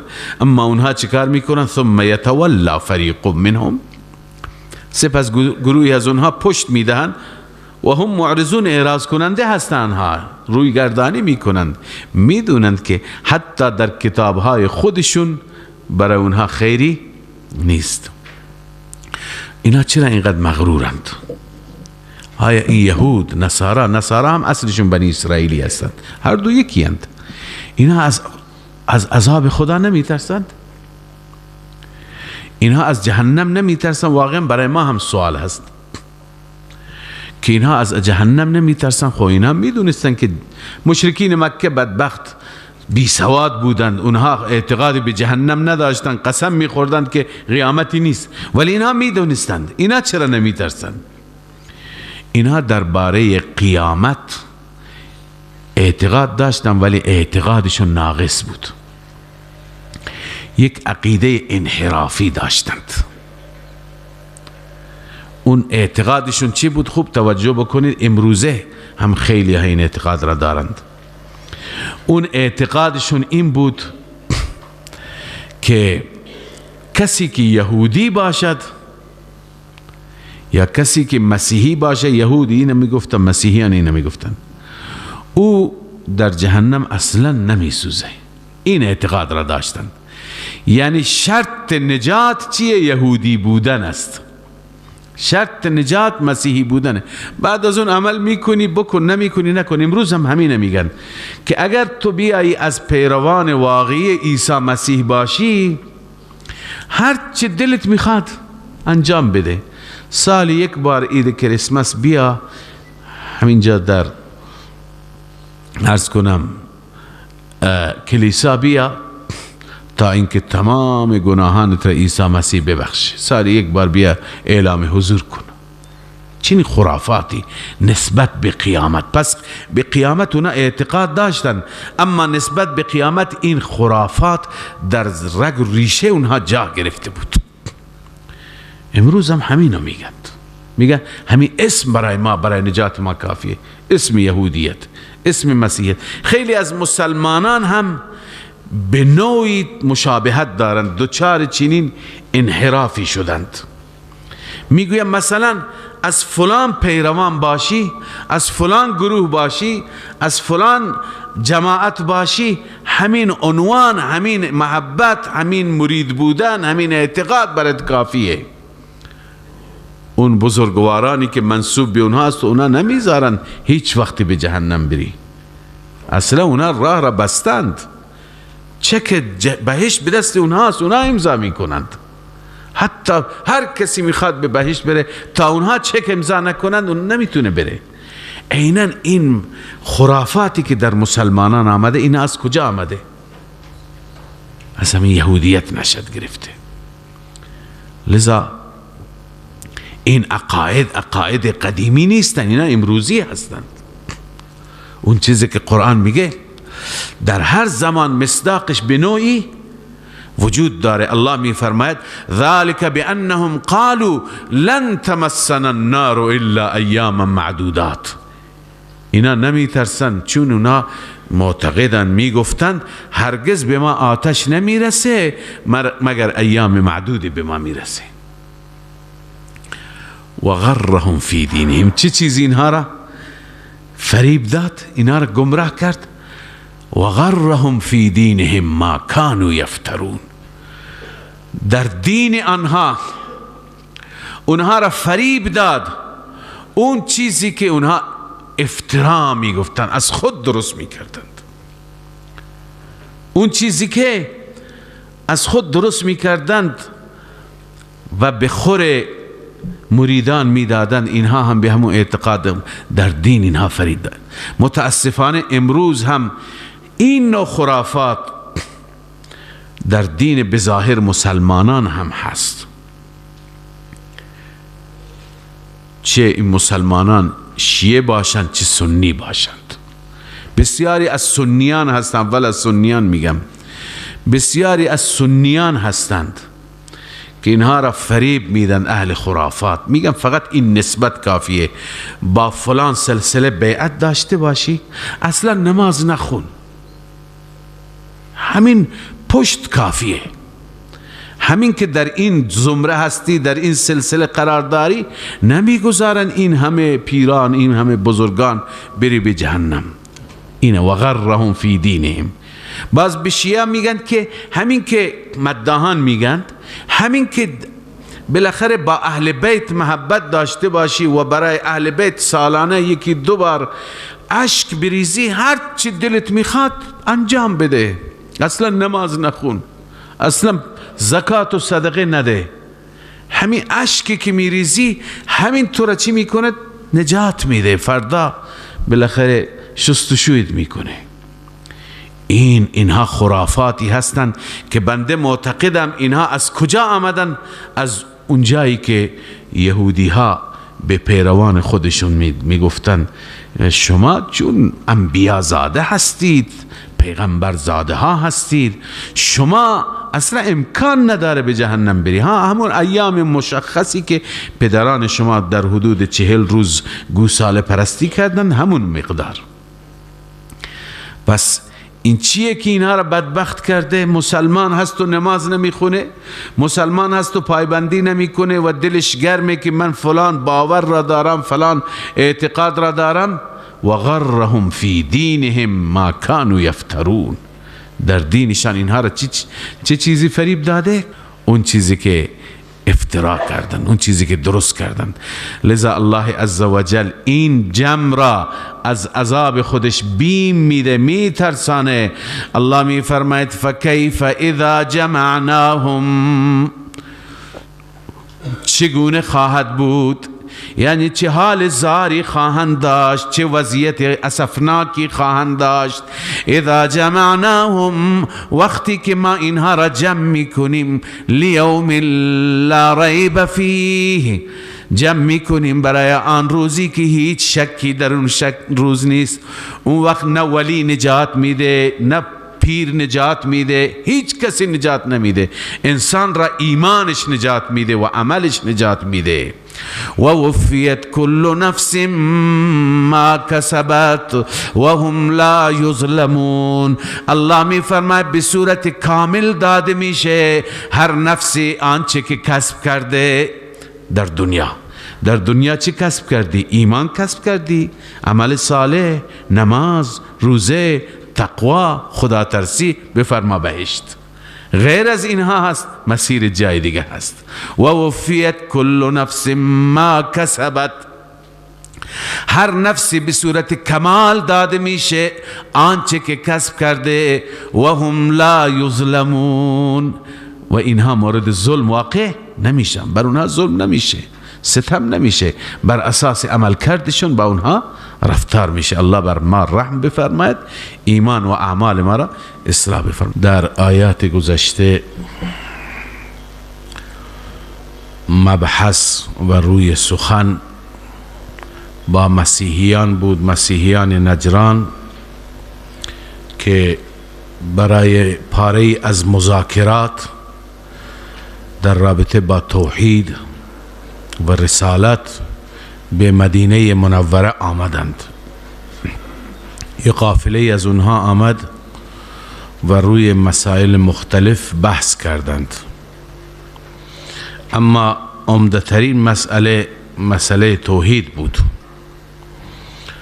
و در این آیه شریفه، اولین آیه‌ای که خوانده شد، هم ثمره ادله توحید هست، نتیجه ادله توحید. نتیجه توحید این قل اللهم مالک الملک. بعد از اینکه دلائل گذشته را خواندید، این گونه اقرار کنید و بگویید اللهم مالک الملک تؤتی الملک من تشاء و تنزع الملک ممن تشاء. بار الها، پادشاه حقیقی و شاهنشاه اصلی تو هستی که تؤتی الملک من تشاء الی آخره. اما بعضی این ربط را هم بیان کردند. حادثه‌ای که خدمت شما عرض کردم برای بعضی از همین افراد، از همین گروه، مسئله‌ای که پیش آمد و برادرش بهش گفت که وقتی که شما آن حضرت صلی الله علیه و سلم را پیامبر خدا میدانید، چرا بهش ایمان نمی آورید؟ در پاسخ گفت که اگر ما ایمان بیاریم، قبول بکنیم، ارتباط ما با پادشاهان قطع میشه. مسائل مادی ما، منافع ما در گروه همین ارتباطات است. همیشه هدایا میاد، کادو میاد، کمکی میاد از پادشاهان مختلف اون زمان که بیشتر مسیحی بودند. لذا الان دین اسلام در موقعیتی هست که وقتی که کسی قبول بکنه همه باش دشمن میشند. معنی همینه، ارتباط قطع میشه، بسیاری از منافع خودمون را از دست میدهیم. گویا این را به عنوان دلیل ذکر کرد که ما ایمان نمی آوریم. خداوند عزوجل در این آیه همین بیان می فرماید که همه چیز به دست خداست، به دست خلق خدا نیست. عزت و ذلت به دست خداوند است، منافع و مضار همه به دست الله عزوجل است. او به کسی بخواهد میده، از کسی بخواهد میگیره. همون پادشاهانی که شما به اونها تکیه دارید و چشم طمع به اونها دوختید، همونها را هم بر پادشاهی خداست که قرار میده و خداست که ملک را از اونها میگیره. لذا شما دل ببندید به خداوند، نه به مخلوق. قل اللهم مالک الملک، بگو ای الله، ای ذاتی که مالک الملک. مالک الملک معنیش اینه که هو الملك الحقیقی المتصرف بما شاء کیف شاء. مالک الملک به چه کسی گفته میشه؟ به اون کسی که پادشاه حقیقی هست، متصرف هست، هر چی که بخواهد انجام میده، ایجادا و اعداما، احیاء و اماتتا، تعذیبا و اصابتا.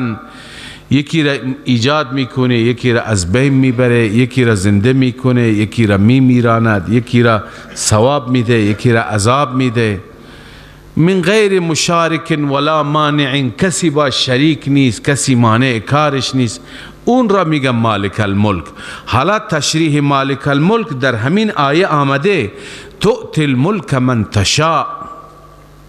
ملک را، پادشاهی را، قدرت را میدی به کسی که بخواهی. و تنزع الملک ممن تشاء، و ملک را میگیری، پس میگیری از هر کسی که تو میخواهی.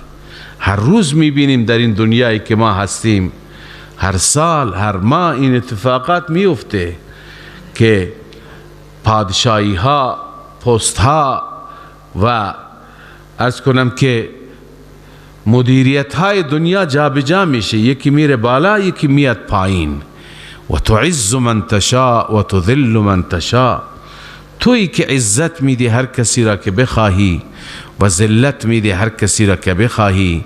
بیدک الخیر، تمام خیر به دست تو است. ای به قدرتک الخیر، تمام خیر به دست تو هست، در قبضه قدرت تو هست، به دست کسی دیگه نیست. انک علی کل شیء قدیر، همانا تو بر هر چیزی قادر و توانمندی.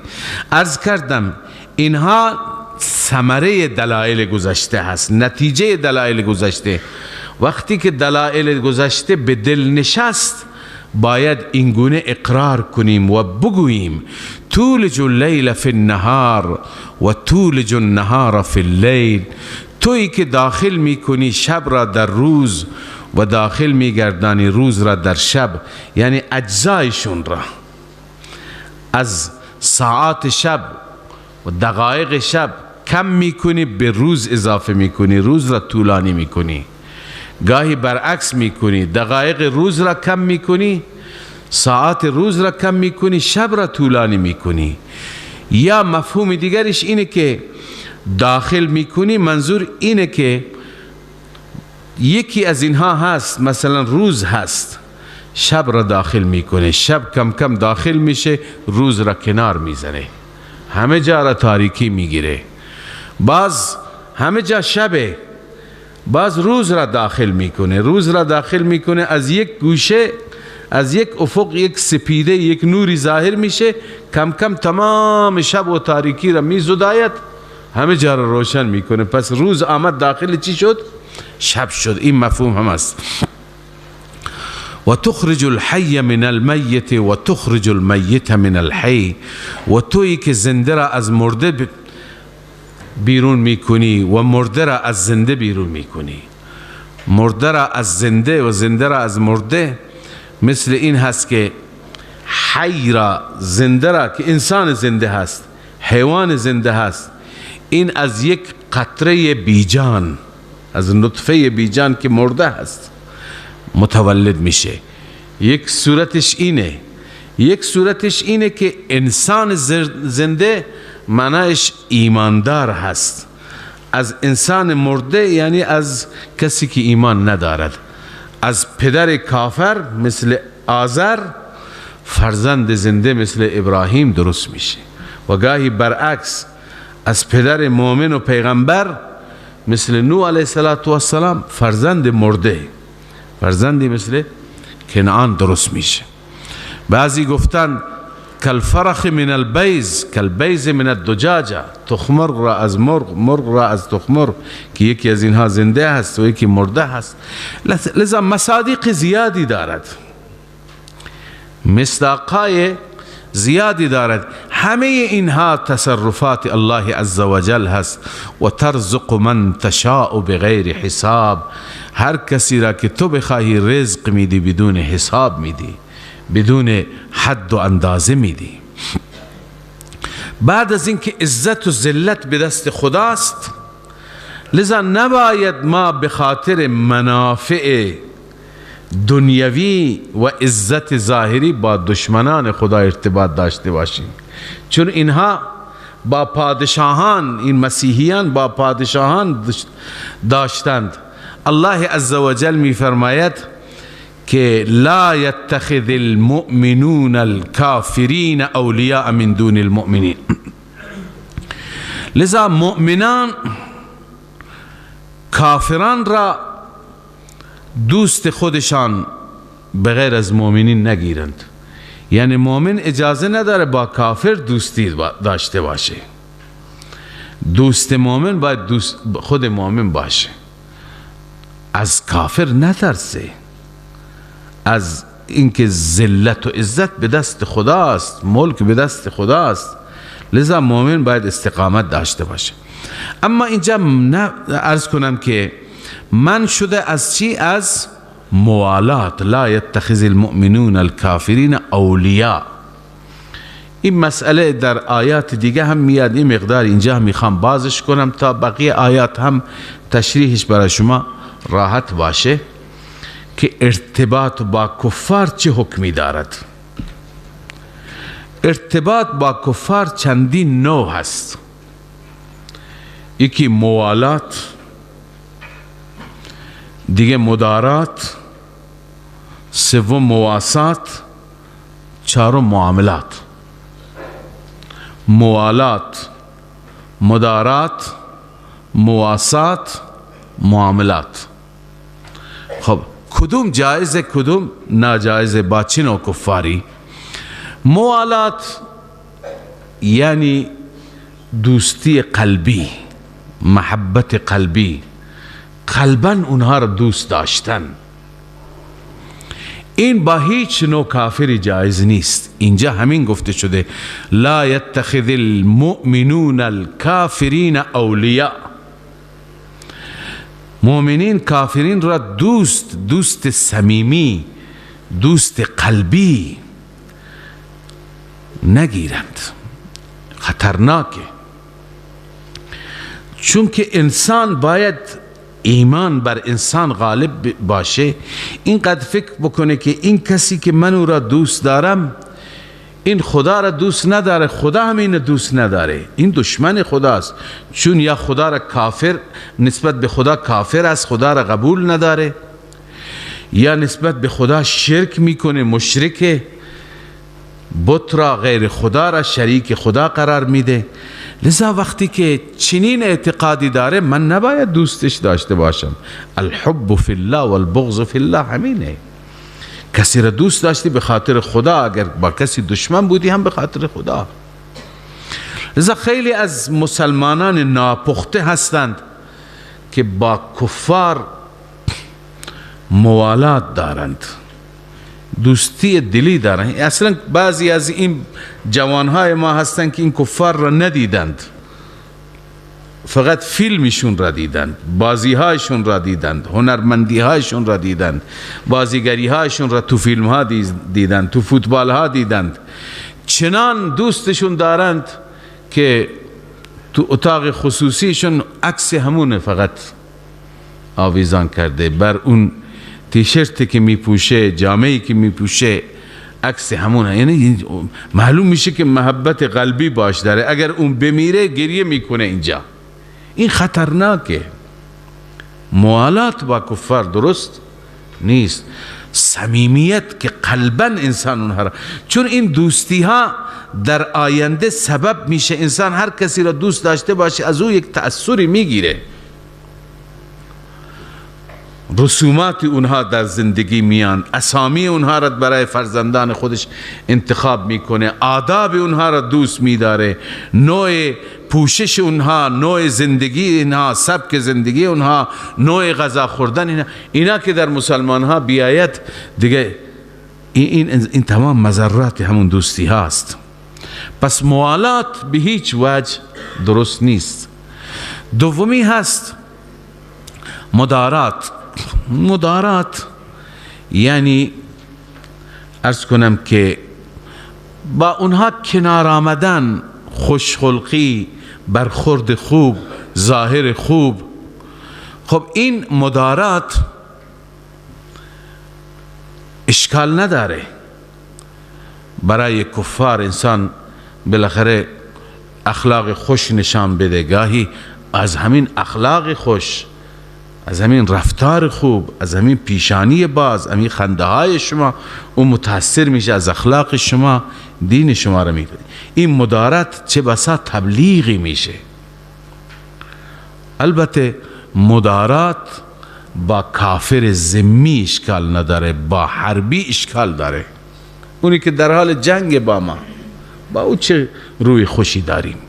اونی که به کشور ما حمله کرده، اونی که بخشی از سرزمین های ما را اشغال کرده، با اونها از ترس میشه. الا ان تتقوا منهم تقا. بعضی از شهرهای مسلمانان به دستشون هست، میاد مغازه مسلمان از او تنفر داره، اما به ظاهر یه لبخندی هم جلوش میکنه. این الا ان تتقوا منهم تقا هست. پس مدارات با بقیه کفار ذمی اشکال نداره، با کفار حربی در زمان اندیشه قوی و خطر از اونها. خب یا مصلحت دینی باشه، عرض کردم انسان روی خوش نشون میده تا تأثیر بگیره، متأثر بشه به سوی ایمان و غیره بیاد. عرض کنم که اگر مصلحت شخصی هم باشه اینا هم اشکال نداره. معاملات هم اشکال نداره. معاملات هم چون اونجا نفع شخصی، مصلحت شخصی اونها. و مواسات یعنی همدردی، احسان کردن، نفرسانی. این مواسات برای اهل حرب جایز نیست. برای اهل ذمه، کفاری که با ما ارتباط دارند اشکال نداره. اون کفاری که در حال جنگ هستند برای اونها مصیبتی میاد، خب اونها را خود ما میذاریم که کشته بشند، با اونها مواسات نشه، با اونها همدردی نشه.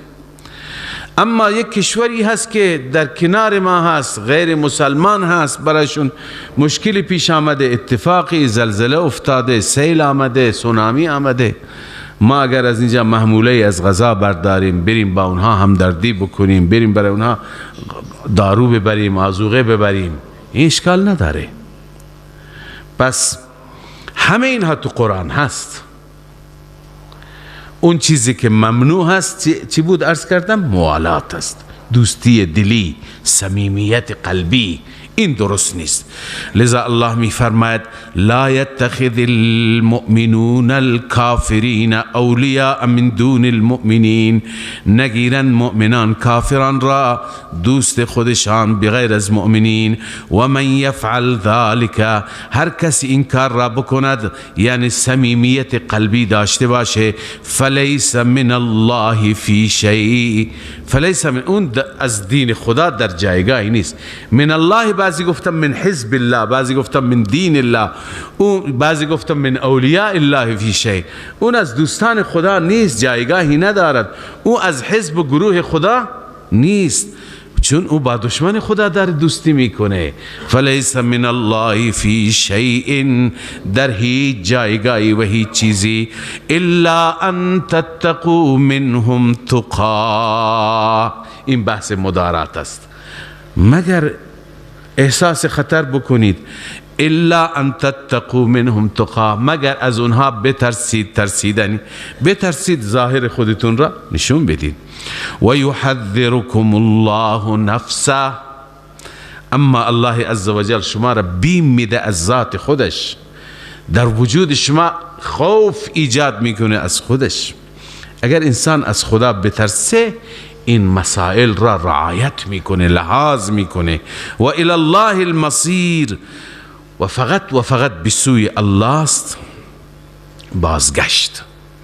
بازگشت به سوی خداست.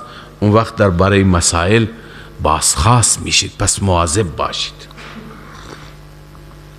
قل ان تخفوا ما فی صدورکم او تبدوه یعلمه الله. اینجا خداوند عزوجل تهدید میفرماید، تخویف میفرماید که اگر یه وقتی با کفار دوستی داشتید، صمیمیت داشتید، به ظاهر نمی کنید، بس بقیه می ترسید شما را متهم نکنم، مارکی نچسبانم، ولی مخفیانه بالاخره خدا که می دوند، خدا خبر داره. بعضی از جوانهای ما هستند در این فضاهای مجازی، چون فضاهای مجازی الان یک بهانه شده برای ارتباطات، خیلی ها هستند که با هم گفتگو می کنند، اظهار نظر می کنند، بسیاری هستند بازی می کنند با هم دیگه. بعضی های مجازی هست، یکی اون سر دنیا نشسته، یکی این سر دنیا، و بعض مدت ها با هم صمیمی میشند. خب کسی اگر خبر نداره، خدا خبر داره. وقتی که به کسی دل دادی، دل بستگی و وابستگی پیدا کرده، ها اگر مصلحت دینی باش، میخوای باش دوست بشی، بعدا دعوتش بدی به سوی دین حق، اون چیزی که اون هم خدا میدونه. لذا الله می فرماید قل ان تخفوا ما فی صدورکم، بگو اگر شما مخفی کنید آنچه که در سینه هایتون هست، او تبدوه، یا او را آشکار کنید، یعلمه الله، الله آن را می داند، و یعلم ما فی السماوات و ما فی الارض، نه اینکه راز سینه های شما را تنها می داند، بلکه می داند تمام آنچه که در آسمان ها و زمین است، هم علم دارد هم قدرت دارد. والله علی کل شیء قدیر، الله عزوجل بر هر چیزی قادر است، هر کاری را انجام میده. یوم تجد کل نفس ما عملت من خیر محضرا، روزی میاد که اون روزی که میبیند و مییابد هر نفسی آنچه که عمل کرده از خیر، هر عمل خیری انجام داده مییابد. یک جمله خوب گفتم اینجا تو پرونده هم ثبته، یک خرما در راه خدا دادم، این هم ثبت کرده. هر خیری که انجام داده انسان مییابد. یوم تجد کل نفس، روزی که مییابد هر نفسی، ما عملت آنچه که عمل کرده، من خیر، از هر خیری، محضرا او را حاضر شده مییابد، و ما عملت من سوء، آنچه که عمل کرده از بدیهای خودش را هم میبیند، کوچکترین گناهی کرده. فمن یعمل مثقال ذره خیرا یره و من یعمل مثقال ذره شرا یره. این آیه و اون آیه مفهومشون یکی هست. ولی اونجا مجرم چه تمنایی میکند وقتی که اعمال خودش را میبینه؟ کسی که در دنیا بیشتر کارش چی بوده؟ جرائم بوده، معاصی بوده، خلاف بوده، گناه بوده، بیبندوباری، فسق و فجور. تود لو ان بینها و بینه امدا بعیدا، دوست دارد، یه تمنا دارد، آرزو دارد، کاش بین آن و بین آن، بینها یعنی بین النفس، یوم تجد کل نفس، نفس مؤنثه، بین آن نفس و بین اعمالش، اون اعمالی که مرتکب شده، امدا بعیدا، فاصله بسیار دور بود. کاش که این اعمال را اصلا انجام نمیدادم، در دنیا فرسنگها با این اعمال فاصله داشتم. لذا الله میفرماید در اون روز همه چیز ظاهر میشه. پس الان خداوند برای شما اعلام میکنه، شما را بیم میده از ذات خودش. و یحذرکم الله نفسه، الله تعالی شما را بیم میده از ذات خودش. و اینکه خداوند پیشا پیش اعلام میکنه، بار بار اعلام میکنه، این دلیل مهربانی و رأفت پروردگار است. والله رؤوف بالعباد، این علت یحذرکم الله است. چرا شما را خدا بیم میده؟ چون خداوند نسبت به بندگانش رؤوف است، مهربان است. لذا از این رب مهربان باید بشنویم، عمل کنیم و خلاف نکنیم. قل ان کنتم تحبون الله فاتبعونی. اینجا خطاب به هر مسلمان است، ولی بیشتر اینجا مسیحیان نجران، اونهایی که ادعا می کردند که ما دوستان خداییم، ما خاصان خداییم، ما مقربان خداییم، خداوند به پیامبر عزیزش میگه شما به اینها اعلام کن اگر شما خدا را دوست دارید من محمد را تبعیت کنید. پس وحدت ادیان نداریم. مسیحیت و یهودیت چاره‌ای ندارند مگر ایمان به محمد صلی الله علیه وسلم. اگر میخواهد محبوب خدا بشه و محب خدا بشه، اگر محب خداست اتباع بکند، پیروی بکند، محبوب خدا میشه. قل ان کنتم تحبون الله، بگو اگر شما خدا را دوست دارید، بزعمکم، بر اساس گمان خودتون، فاتبعونی، از من محمد تبعیت بکنید. اگر این کار را کردید یحببکم الله، وقت پیشرفت میکنید، از اون درجه محبیت به درجه محبوبیت میرسید. اول بودی محب الله، الان میشی محبوب الله. لذا یحببکم الله، الله شما را دوست می‌دارد و یغفر لکم ذنوبکم، میبخشد برای شما گناهان شما را. والله غفور رحیم، این علت است. الله عزوجل بخشاینده و مهربان است. قل اطیعوا الله والرسول، این تفصیل فاتبعونی هست. چطور پیغمبر را تبعیت کنیم؟ چطور اتباع بکنیم، پیروی بکنیم؟ اطاعت خدا و اطاعت رسول در اصول، در فروع، در همه چیز. قل اطیعوا الله والرسول. اما اگر سرباز زدند، انکار کردند، فان تولوا فان الله لا يحب الكافرین، اگر اینها پشت دادن، انکار کردن، همانا خداوند چنین کافرینی را دوست نداره. ببین اصل مقام می طلبد که بفرماید فان تولوا فان الله لا يحبهم، فان الله ضمیر باشه، ولی بجای ضمیر اسم ظاهر، اسم ظاهر هم اونم الکافرین آورد، گویا فتوایی هست. این وضع الظاهر موضع المضمر برای این فتواست که کسانی که اطاعت نکنند، سر باز بزنند از اطاعت خدا و رسولش، اونا کافرند. خدا هم اونها را دوست.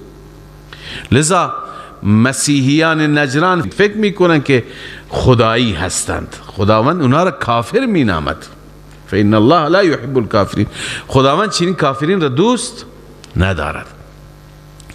ان الله اصطفى آدم و نوحا و آل ابراهیم و آل عمران. عرض کردم بحث با مسیحیان است، روی سخن با آنهاست. از اینجا اشکالات اصلیشون پاسخ داده میشه. اونها عمده ترین اشکالشون این هست که عیسی ابن الله است. عیسی چیه؟ ابن الله است. الله عزوجل می فرماید عیسی ابن الله نیست، عیسی ابن مریم است. عیسی ابن مریم است. ببینی خداوند اسم همه انبیا را در قرآن آورده، هیچ جا اونا را نسبت نداده به چی؟ به پدرشون یا به مادرشون. نفرموده ابراهیم ابن آزر یا یوسف ابن یعقوب، یعقوب ابن اسحاق، اسحاق ابن ابراهیم. چنین چیزی نیست. هیچ پیغمبری اسم پدرش با او ذکر نشده. فقط عیسی را هر جا خداوند میفرماید یا عیسی ابن مریم، عیسی ابن مریم، هر جا ابن مریم. این در واقع چرا هر جا اسم مادرش هست؟ برای اینکه هم رد یهود بشه هم رد نصارا بشه. نصارا میگفت ابن الله، الله میفرماید نه ابن مریم. و یهودی ها او را علیاذ بالله ابن حرام می گفتند، الله عزوجل می فرماید نه، ابن مریم. و بعد الله عزوجل در این داستانی که از اینجا شروع میشه بیان میفرماید که چگونه عیسی خلق شد، چگونه به دنیا آمد، چگونه متولد شد. لذا از همه اینها ثابت میشه که ابن الله غلطه و چگونه کلمت الله، چگونه روح الله، چون همه ارواح از سوی خدا هستند. روح را خدای تعالی به طرف خودش نسبت داده، نه تنها اون روحی که در عیسی دمیده، روحی که خداوند به ما داده، روحی که به جد امجد ما آدم. الله می فرماید فاذا نفخت فیه من روحی فقعوا له ساجدین. وقتی که من در آدم از روح خودم دمیدم، و روح، حقیقت روح را کسی نمیدانه، ولی همین قدر میدونیم که روح با خدای عزوجل یک ارتباط خاصی داره. یسألونک عن الروح قل الروح من امر ربی، و تشابهاتی هم داره. این را انشاءالله به تفصیل عرض میکنم. تشابهاتی داره. روح مثل الله عزوجل مرئی نیست، نامرئیه. هر عضو بدن را میتونی ببینی، روح را نمیتونی ببینی. در تمام بدن هم وجود داره، حتی تو موها هست، حتی تو ناخونها هست. اینا هر هفته قطعشون میکنی، کوتاهشون میکنی، دوباره بزرگ میشه. روح داره. لذا با وجودی که عرض کنم روح از طرف خدای عزوجل است، قل الروح من امر ربی، اما حقیقت روح را کسی نمیداند، ولی روح را خدا به سوی خودش نسبت داده، روح من. لذا به عیسی علیه السلام که روح الله گفته، چون این روح از جانب خدا است، خدا فرستاده. روح من تو را هم خدا فرستاده. و کلمت الله که گفته شده، همین جا میخوانیم که بکلمت منه اسمه، ان الله یبشرک بکلمت منه اسمه المسیح عیسی ابن مریم. کلمه ای که خدا به وسیله بقیه را با سببی درست میکنه، پدر را، مادر را، اینها را سبب اینجا نه، اینجا همون کلمه سبب میشه، یعنی واسطه وجود نداره. بین خاطر کلمت الله. لذا ابن الله نیست، ابن مریم هست. و باز خدای تعالی تاریخ این مریم را و خاندانش را بیان می‌فرماید که حسب و نسب و همه چیز عیسی مشخص میشه. لذا با این جریان هیچ جای شک و شبهه برای مسیحیان نباید بماند، مگر اینکه اهل عناد باشند، اهل تعصب باشند. خب تعصب انسان را نمیذاره ایمان بیاره. پس از اینجا جواب شبهات مسیحیان هم آغاز میشه و دلیل عقلی توحید هم هست. و باز یه نکته دیگری که حضرت استاد رحمه الله می فرمود، اینجا خداوند عزوجل ذکر همه انبیا آورده، آدم و نوحا و آل ابراهیم و آل عمران، و بعد می فرماید ذریتا بعضها من بعض. اینا همه اولاد هم دیگه هستند. در واقع خدای تعالی بهترین ها را اینجا نام میبرد. بهترین های این عالم انبیا هستند، نه؟ افضل ترین ها، بهترین ها. اما وصفی در اونها بیان میفرماید که این وصف مسلمه، اما در این وصف احتیاج ثابت میشه. ابوت و بنوت، پدر بودن و فرزند بودن، نسل هم دیگه بودن، این چی را میرساند؟ احتیاج را. یعنی اینا بهترین ها هستند، انبیا هستند، ولی بازم محتاجند.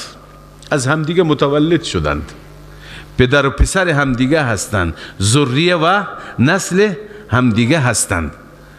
پدر نیاز به پسر داره برای اینکه عصای پیریش بشه، برای اینکه میوه زندگیش بشه، برای اینکه دلخوشیش بشه، برای اینکه بالاخره خانوادهش تشکیل بشه، کامل بشه. پسر در وجودش نیاز به پدر داره. پس همه این انبیا یا پدر بودن یا پسر. پس همه اینها محتاج، همه اینها نیازمند. ذات بی نیاز پروردگار است. عیسی هم جز همین هاست. لذا اینها دلایل چی هستند؟ توحیدند. الله می فرماید ان الله اصطفى، اما خداوند اینها را برگزید. همانا الله برگزید آدم و نوحا، آدم را برگزید، نوح را برگزید، و آل ابراهیم، آل ابراهیم را برگزید. آل ابراهیم کیه؟ ابراهیم است، اسماعیل است، اسحاق است، یعقوب است، یوسف است، محمد صلی الله علیه وسلم، بقیه انبیا بنی اسرائیل. و آل عمران، و همچنین آل عمران را که آل عمران کیه؟ مریم هست، برگزید علی العالمین، بر همه عالمی. اینجا ببین اول فضیلت و برتری ثابت میشه، متصلا بعد از فضیلت و برتری. چون بعضی انسان ها نادانند، وقتی میبینه یه مظهری هست، مظهر عزت، بزرگی، شکوه، عظمت، میگه جلوش کرنش کنم. اما الله میفرم با وجودی که اینها را ما فضیلت بر عالمین دادیم، اصطفى علی العالمین، برگزیدگان عالم هستند، ولی محتاجند. ذریة بعضها من بعض، همه اینها چی هستند؟ ذریه هستند، بعضی از بعضی پیدا شدند، بعضی از بعضی پیدا شدند. علامه آلوسی اینجا میفرماید که وقتی که نصارا غلو کردند و افراط کردند درباره عیسی و او را اله گفتند، این آیه در رد اونها نازل شد که اینها اله نیست، اینها ذریه بشر هستند، بشر نمیتونه اله باشه. ان نصارا نجران لما غلوا فی عیسی، افراط کردند در عیسی، و جعلوه ابن الله و اتخذوه الها، ابن الله گفتن، اله گفتن. نزلت ردا علیهم و اعلاما لهم، رد اونها و اعلام به اونها بانه من ذریة البشر المنقلبین فی الاطوار المستحیل علی الاله، که این عیسی از ذریه بشر است. این عیسی در اطوار مختلف بالاخره دگرگون شده، متغیر شده، که اله نمیتونه اینطور باشه. اله همیشه قائم و دائمه، همیشه بوده و همیشه خواهد ماند. اما در زمان ابراهیم عیسی نبود، در زمان اسماعیل و اسحاق نبود، در زمان یعقوب نبود، در زمانهای بعدی نبود، در زمان عمران هم نبود. بعد از اینکه از وجود عمران مریم پیدا شد، بعداً از وجود مریم عیسی بود. پس کسی که به این شکل باشه، یعنی متغیر به تغییر زمان و متأثر از احوال، او نمیتونه اله باشه. لذا ذریة بعضها من بعض والله سمیع علیم، اون ذاتی که هر سخن را میشنود و هر حال را میداند الله عزوجل است. حالا کل ماجرا چیه؟ چگونه متولد شد؟ الله تعالی از زمان عمران و همسر عمران بیان می‌فرماید. اذ قالت امرأة عمران، زمانی که گفت همسر عمران، زن عمران. زن عمران اسمش نیامده در قرآن، بعضی گفتن اسمش حنا هست، الله اعلم. این همسر عمران، این زن بیبی، زن پاک، عرض به خدمت شما که بعد از وفات عمران مریم را در شکم داشت که عمران وفات کرد. عمران خودش یکی از عابدان، زاهدان و مجاوران بیت المقدس بود، مسجد الاقصی بود. لذا بعد از اینکه شوهر فوت کرد، این همسرش دیگه همسر اون دوست خدا بود، نظر کرد. یک همسر یک زن مخلصی بود، با خدایی بود. و حالا ببینید نتیجه اخلاص. نظر کرد گفت خدایا اون چی که در شکمم هست این را برای خدمت خانه تو، مسجد تو وقف میکنم، تو از من قبول بکن. همین که متولد بشه تحویل میدم دیگه. اون زمان افراد بالاخره به صورت خاص وقتی وقف میکردن خودشون را برای عبادت، دیگه بغیر از عبادت هیچ کاری انجام نمیدادن. که این رهبانیت در دین اسلام نیست. در دین اسلام بالاخره ازدواج هست و معامله هست و داد و ستد هست و عبادت هست و همه چیز هست. بنابراین وقتی که به دنیا آوردید که دختره، مرسوم نبود که دختر را تحویل بدند، ولی چون نذر کرده بود تحویل داد.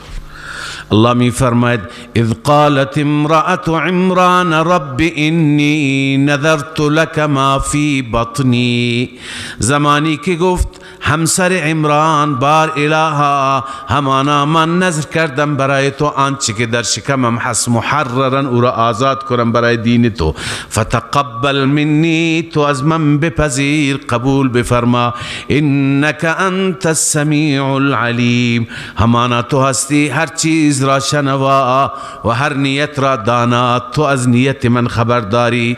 فلما وضعتها، زمانی که آن حمل را وضع کرد یعنی وضع حمل کرد، قالت رب انی وضعتها انثا، این زن پاک گفت بار الها، با حسرت گفت، با ناراحتی گفت بار الها انی وضعتها انثا، من وضع حمل کردم، اما دختری وضع حمل کردم، والله اعلم بما وضعت، این جمله معترضه، الله بهتر میدونست چه وضع کرده.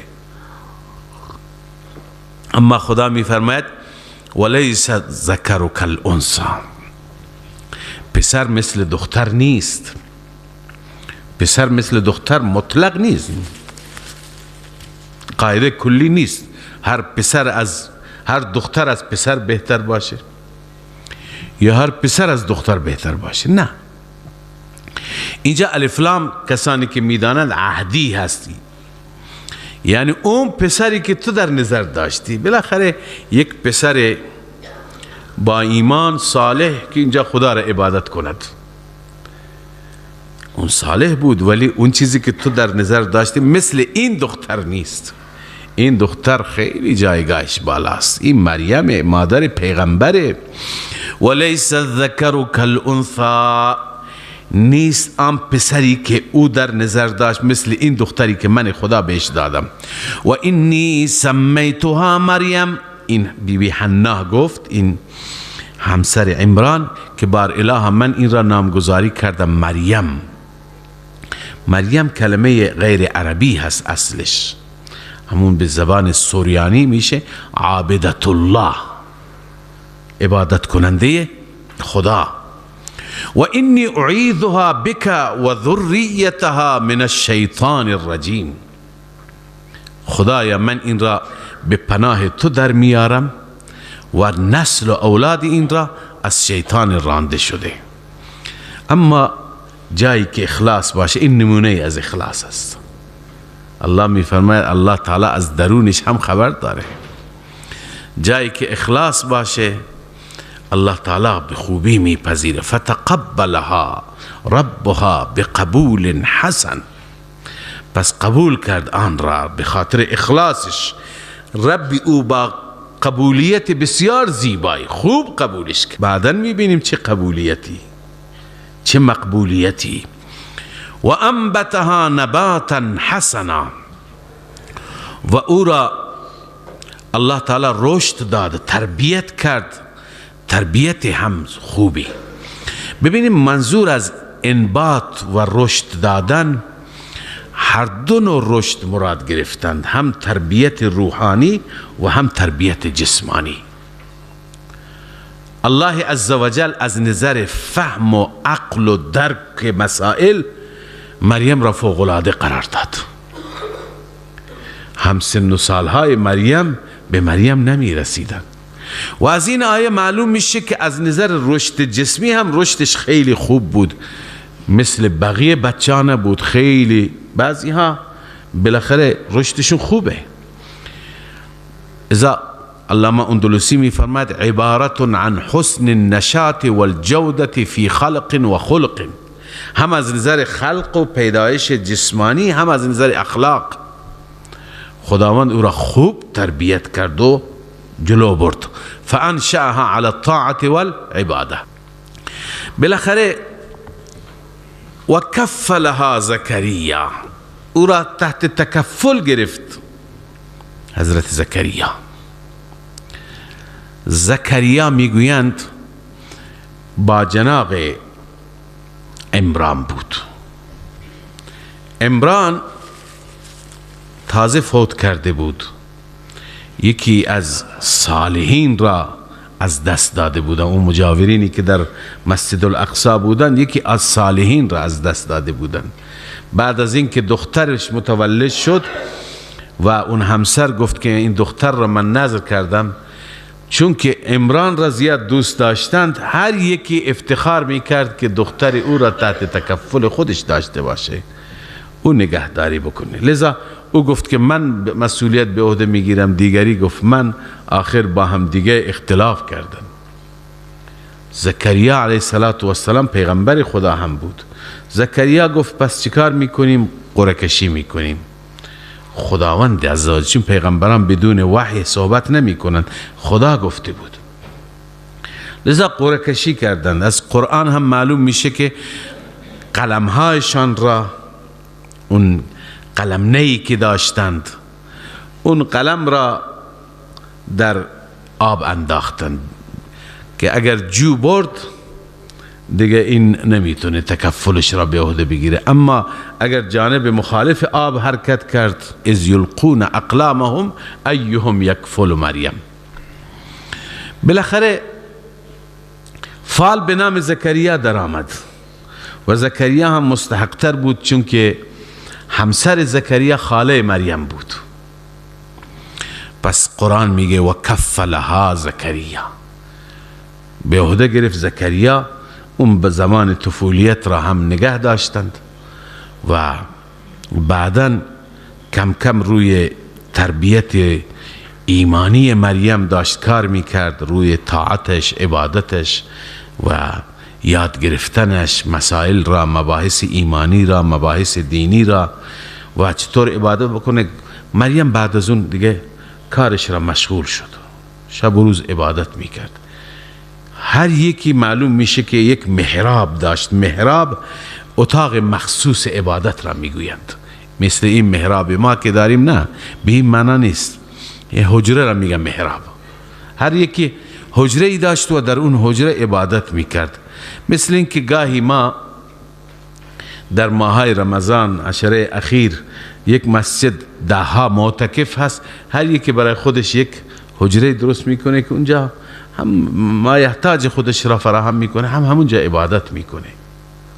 لذا هر یکی اونجا محرابی داشت. زکریا علیه السلام چون کفالت را به دست گرفته بود، مربی بود.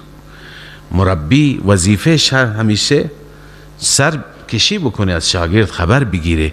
می آمد نگاه میکرد، وقتی می آمد تعجب میکرد که غذاهای عجیب و غریبی، میوه‌های عجیب و غریبی که اصلا تو این شهر پیدا نمیشه، هیچ که نداره، جلوی مریم گذاشته. مریم از اونها استفاده میکنه، عبادت میکنه. خدای عزوجل از همون ابتدا به مریم کرامت بخشیده بود. زکریا ابتدا میپرس اینا رو کی آورده؟ میگفت اینا از جانب الله هست، خدا میفرسته. دیگه زکریا پیغمبر بود، پیغمبران هم معجزه دارند. لذا زکریا متوجه شد که این مریم یکی از خاصان الهی هست و اینجا بیاد خودش هم افتاد که من سالهاست از خدا فرزند خواستم، اولاد خواستم. الان اون دو تا شبهه دیگه که در ابتدای سوره عرض کردم اینجا جواب داده میشه. یکی این که چطور مریم میتوانست بدون موسم میوه داشته باشه، غذا بیاره برش. الله تعالی میفرماید که ما دادیم. خود مریم هم میگفت هو من عند الله. و دوم اشکال دیگری که اونها میگرفتن که زکریا چطور در پیری صاحب بچه شو، معلوم میشه که متصرف مختاره.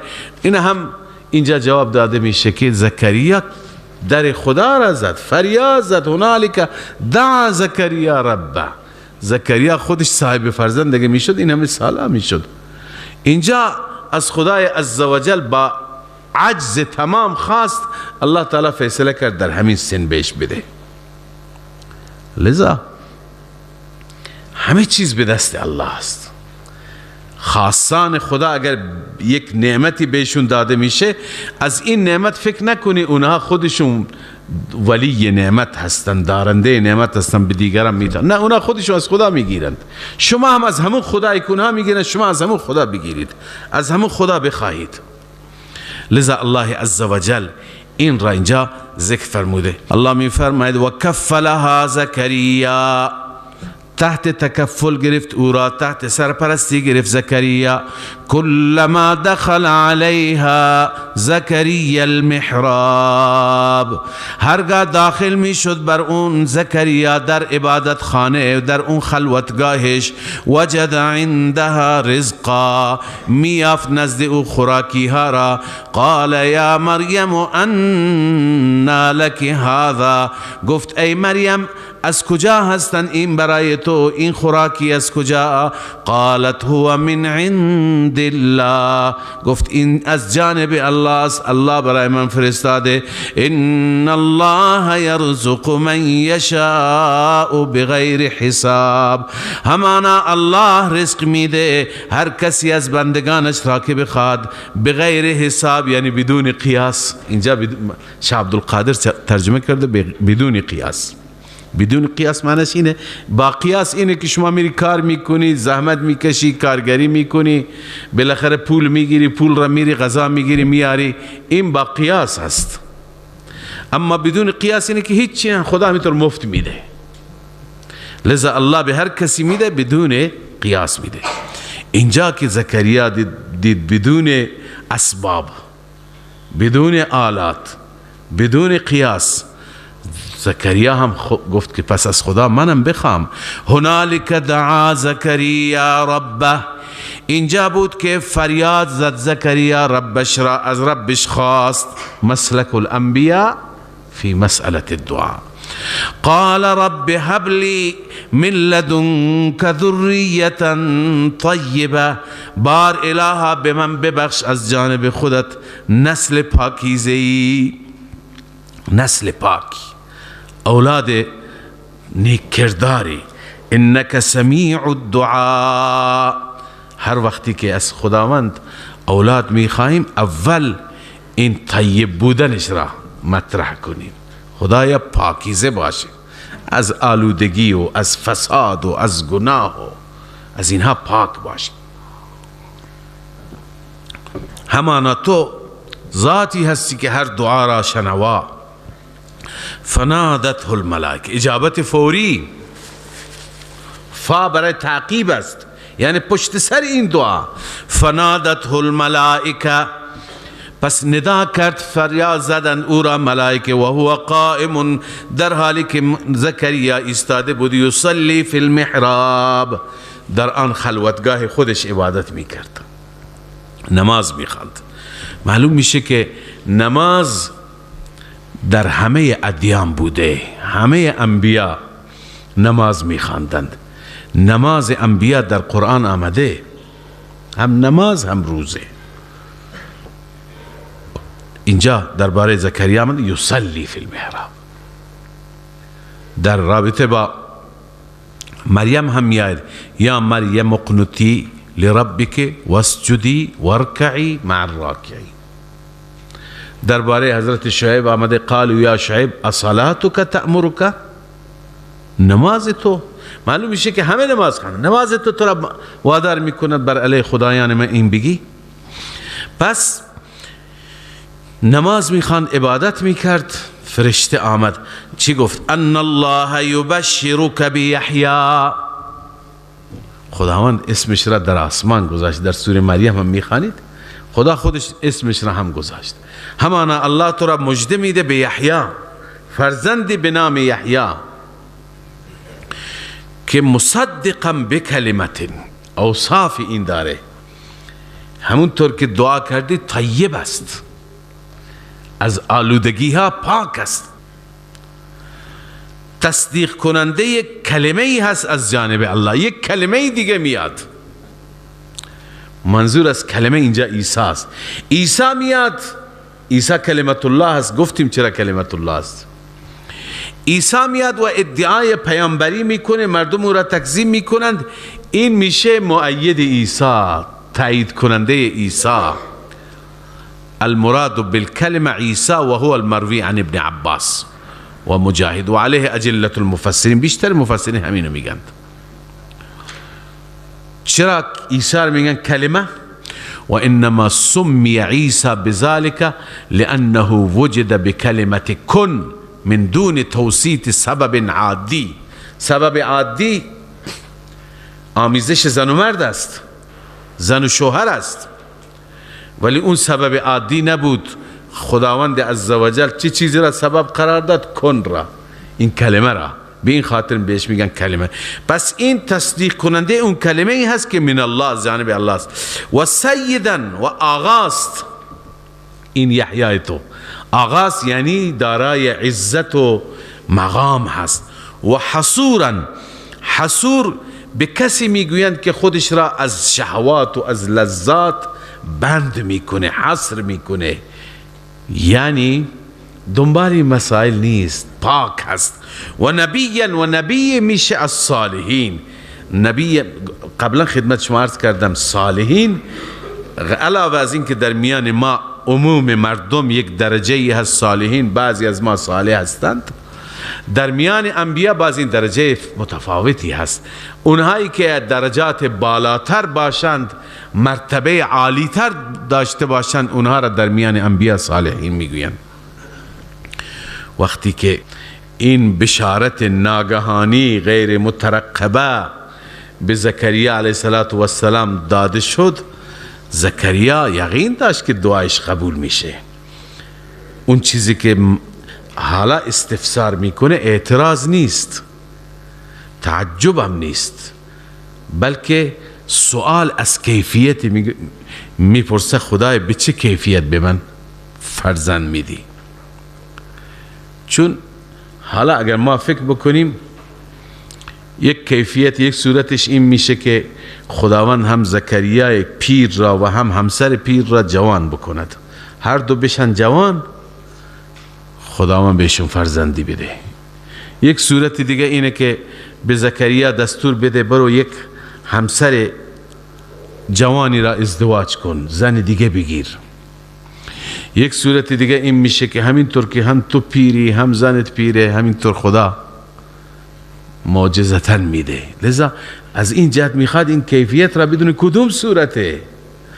الله میفرماید قال رب انا یکون لی غلام، گفت بار الها چگونه میتواند باشد برای من، به چه کیفیتی برای من پسری خواهد بود، در حالی که وقد بلغنی الکبر، در حالی که به من پیری رسیده، و امرأتی عاقر، و همسر من هم نازا هست، عقیم هست. عاقر ای عقیم لا تلد.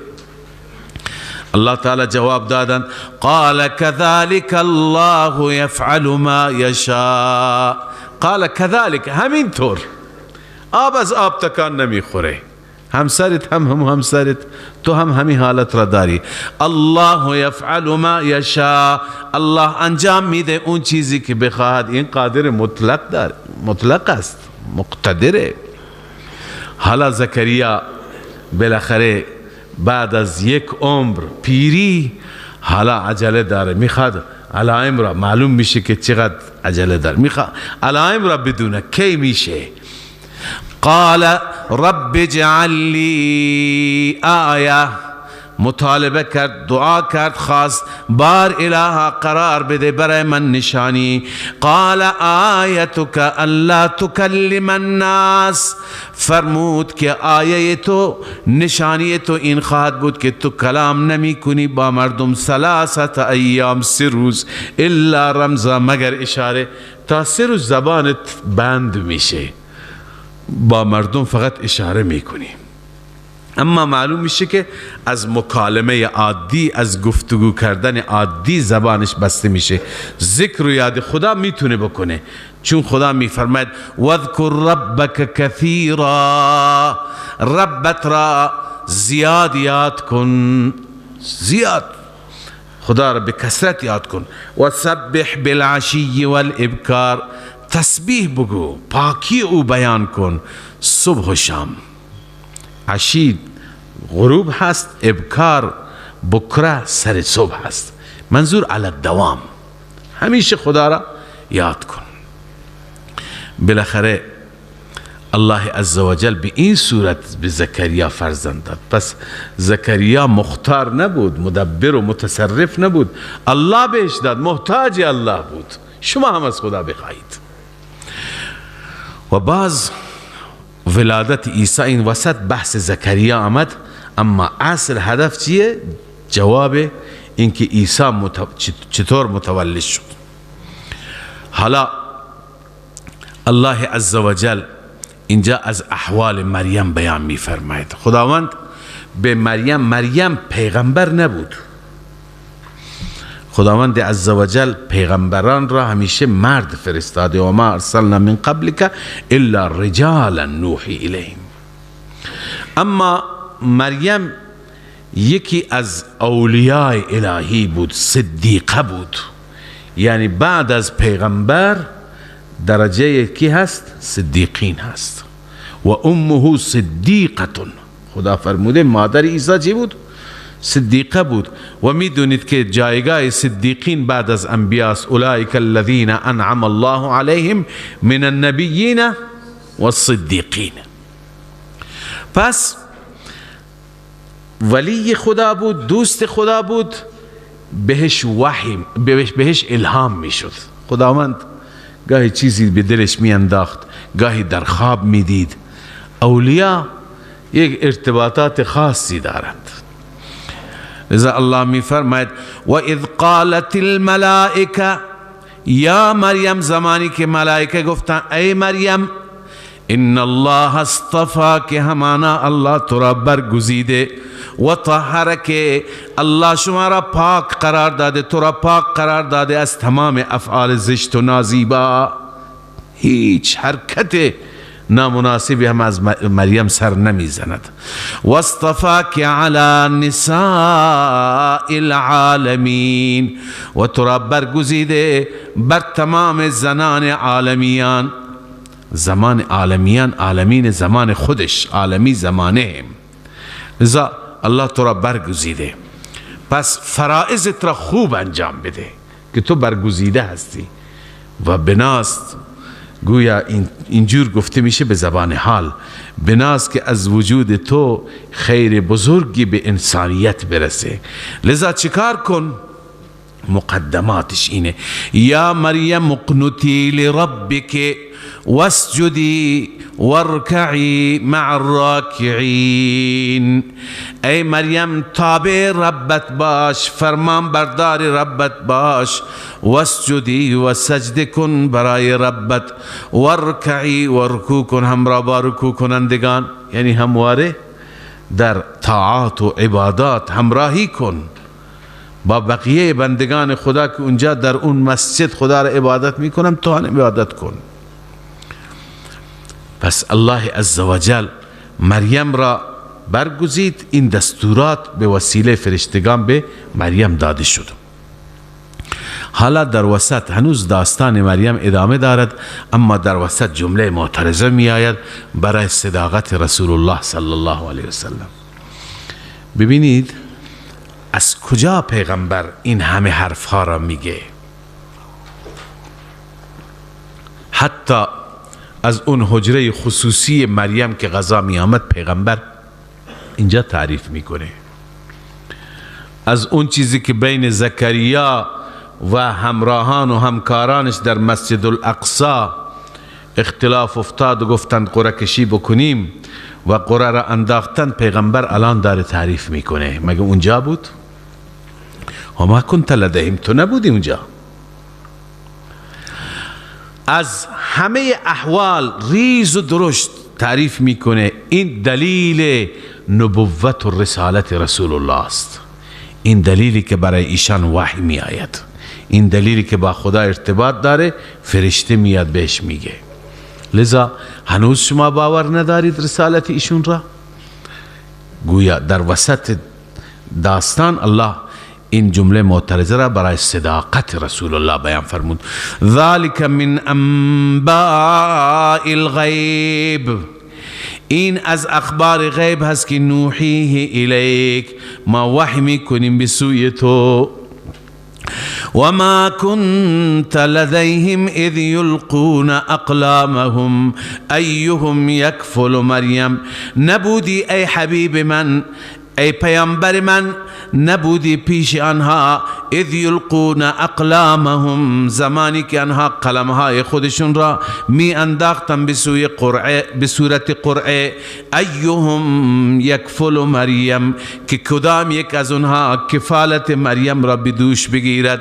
و ما کنت لدیهم اذ یختصمون، و نبودی پیش آنها زمانی که آنها با هم دیگه قبل از قرعه بحث می کردند، جر و بحث می کردند، اختلاف داشتند. اون می گفت سهم منه، حق منه، اون دیگری می گفت نه حق منه. اون گفت من به عمران نزدیکتر بودم، نزدیکترین دوستش من بودم. اون یکی می گفت من خویشاوندش هستم. لذا هر یکی برای خودش احقاق حق می کرد. تو نبودی، تو تاریخ هم نخوندی اینها را. پس اینها را که این گونه زیبا تعریف می کنی، دلیل چیه؟ وحی است، دلیل صداقتت است.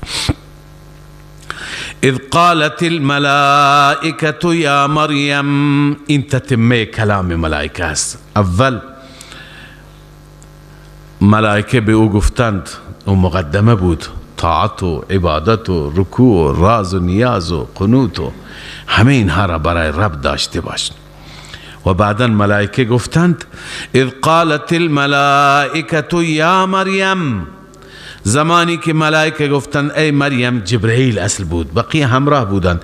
ان الله یبشرک بکلمت من، همانا الله تو را مژده میده، خوشخبری میده به کلمه از جانب او. کلمه یعنی فرزندی که با کلمه او پیدا میشه. اسمه المسیح عیسی ابن مریم. در سوره مریم با تفصیل آمده که جبرئیل به شکل بشر آمد. مریم پناه خواست به خدا و گفت که نزدیک من نیا. او گفت که من فرشته هستم، آمدم فرزندی را.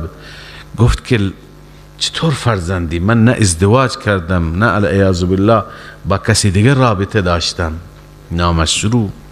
او گفت همینطور. بالاخره تفصیلش اونجاست در سوره مریم. اینجا هست که اسمه المسیح، نام اون فرزند مسیح است، مسیح عیسی. مسیح چون که تمام این معجزاتی که خدا بهش میداد با مسح، این رو دست میزد، کور بود بینا میشد، مرده بود زنده میشد.